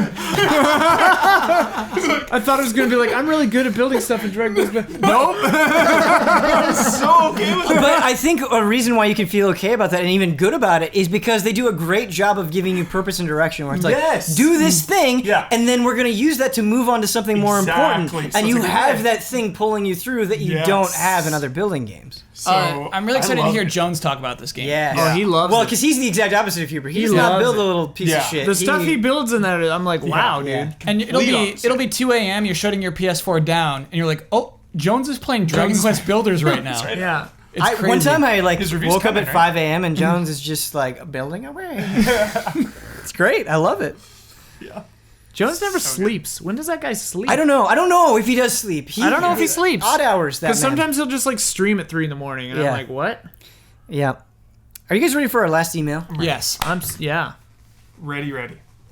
I'm so hungry. I'm starving. Starving. I'm starving, and I've had to pee for like an hour and a half. Brad is I pacing gotta- in the wings. Yeah. Brad he's is pacing. outside. Oh, I didn't even know Brad Oh, was he's here. been here for oh like an no. hour. Oh Dude, no. He's wearing All a right. Valor Club shirt. Last Yeah. email. We got to wrap it up.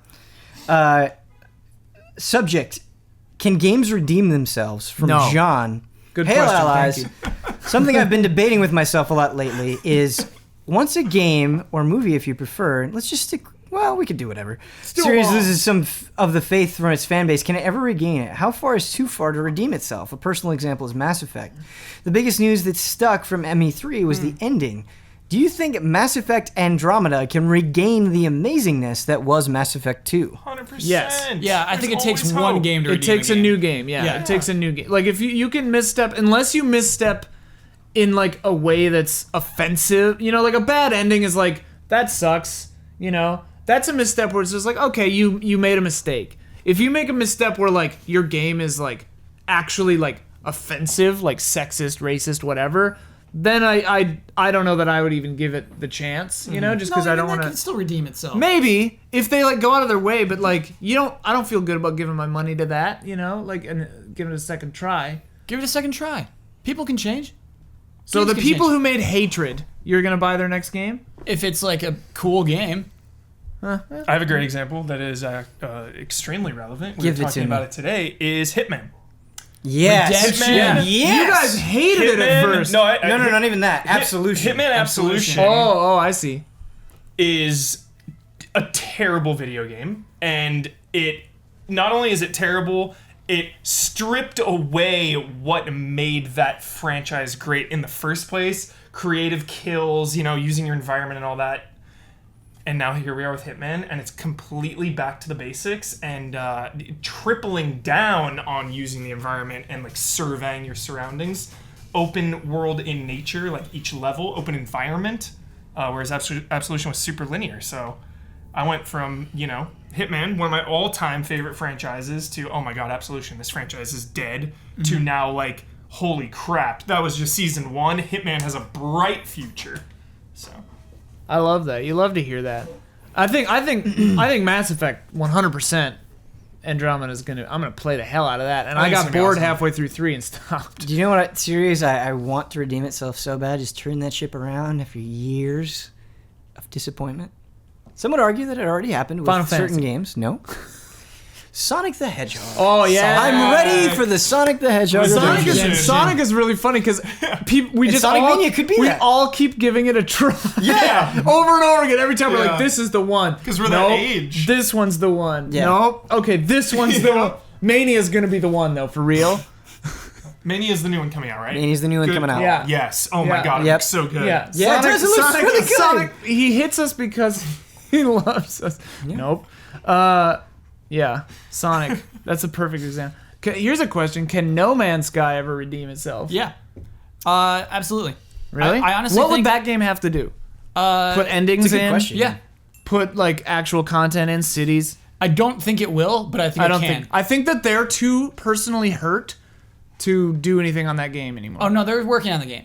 They truly keep doing bug fixes. Yeah. They've disappeared from social media. Yeah. I believe there will be a patch and they'll come back to social media, but I don't think it will redeem it, but I think it can happen. And it's really interesting that Rainbow Six Siege could redeem itself. Destiny? Destiny redeemed They're itself. in Division right now. Destiny redeemed itself. Division is coming So back. even a fail at launch can Yeah. save itself, which is pretty cool. Yeah. Street Fighter 5 I'm hoping for. Don't. So wait, did Street Fighter 5 fall off? Big People time. hate it Dude, now? we were so high I on know. Street Fighter 5. It's Everybody just- loved they're- it at I first. loved it. Too many mistakes. What happened? What was wrong with it? I really enjoy the game itself. It's just how it was at launch and Yeah, the way not the finished. the slow pace at which they updated things and just like weird decisions that they made all along the way without getting into the nitty-gritty details. Right. I just don't. It slowly eroded its own momentum. Yeah. Two big examples that. Slowly eroded its own momentum. Nice. Beautiful. Thank you. I like that. Thank you. Very good. Two examples that stick out to me. I mean, we've said them before, but Diablo 3, like, Yeah. holy cow. Yes. Heck In the gutter, like being flushed down the toilet Yeah. and just Yeah. yanked back up. Yeah, I had a personal turnaround on that one. Yeah. Hated it at first, and now it's like one of my favorite games. Yeah. And I mean, like, is anything more impressive than Final Fantasy 14 Realm Reborn? Like, Oh my God. we will Great just example. make Well the done, game man. again. Yeah. I like how the name is Crazy. even just like a Realm Reborn. Like the Yeah. name is like try number 2. Totally. So it totally can happen, to answer your question. Oh yeah. I love Any this game can be optimism. I love it. love it when it happens too. It feels really good when that happens. And people, you talked about this on Dear Bosman. People want that. You Yeah. know, people want to have that failure become a success. Yeah. Taking King. I have a question. Taking King. Taking I have King a quick felt question. Yeah. Isn't the Necromancer basically just the witch doctor? Like, No, don't they so play they've gone out exactly of the their way same? to say, Yeah. no, this is different. You will see why. They're active. Yeah. Whereas the Witch Doctor summons and forgets. Okay. Necromancer summons and uses them Controls? actively, uses Well different said. abilities. Well said, Okay. Huber. Because like Diablo 2 Necromancer basically is just the witch doctor, right? I Yeah. mean, I played them both extensively, but I'm having trouble remembering. There were still some like activations, like corpse explosions. You could and explode whatnot. corpses. I remember that. But like, how stupid is that? That it's just like a paid character. I thought it's free. It no, I is thought it not was my free. favorite way The of knowing Necromancer is is you not gotta free. You have to pay for You it? have to pay Yeah. for it. And Oh, it's I like, thought they were just gonna drop it like they do No. everything else. No. Oh, You gotta pay for it, and there's no new expansion. Wait, you have to pay for it? You have to pay for Is it. that 100%? Yeah. 100% you I thought have he to. said in the But the intro. Diablo. The Diablo 1 One is retro free. thing. Diablo 1 is free. Yes, Is that but you PC have to only? pay for the Necromancer. Is that going to be That'll PC be on only, or console is as it well. on? Okay. That's on console as well. Okay, But good. it's not all of Diablo 1. No, just a it is dungeon. a 16 floor Yeah. thing. It's just yeah. a crawler. Yeah, that yeah. has thing. Yep. Okay. Diablo Floors 3 is was great. Diablo 1? What's How up? many floors was Diablo 1? Well, it was like you kept going down, but it like divided it into different. Like you had the cathedral and you have Handle. And Wait, then is you Diablo had, 1 all in everything. one Yeah. building? You keep going down. you the keep going idea is down. that you keep 'cause descending you're- deeper and you're deeper and that's deeper. digging cool. down Yeah. Yes, deeper until you under get to that hell church? and you fight against Diablo. Right. I want to see how they forgot all do about the because they have the Butcher in Diablo 3. I want to see how they redo Diablo 1 Butcher in Diablo 3. Mm-hmm. But yeah, I'm excited for that. I'm excited too. I'm wondering how the 8 directions of movement is going to work on the PS4 version. Yeah, He was like all like excited about that. And I'm like, Yeah. that makes sense on a computer. It'll be kind of weird. I mean, I guess it'll work. Whatever. we'll see. But it's that time.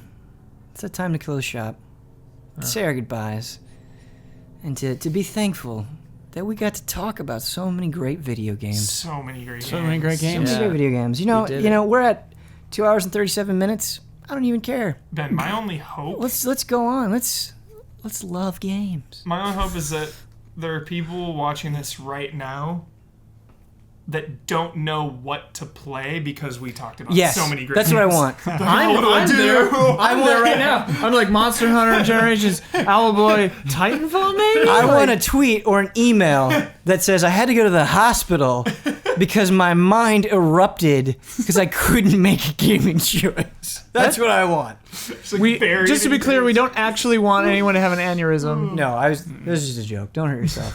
Go to the eye doctor. It's important. Go to the eye doctor. Please, will you go to the eye doctor? Optometrist. I have to go. I'll go with you. Let's go together. Making it easy update. Oh, that's a good Thank you, episode. everyone, It's a for good watching. episode. I know these shows are long. I know you've got a lot of things that you can watch, that you can consume your time with. It means so much to me that you watch this show and you get to listen to us ramble and gush about games. It means a lot. If you want more of us, please go to easyallies.com. There you will find links to our Patreon, our Twitch, and our YouTube page. And yeah, thank you, guests, so much for your lively, energetic conversations. I'm sorry. Why are you sorry? I don't know. You're great. I'm beaten down. I love all of you. Beating down Brian. Beaten down, Brian. Until next time.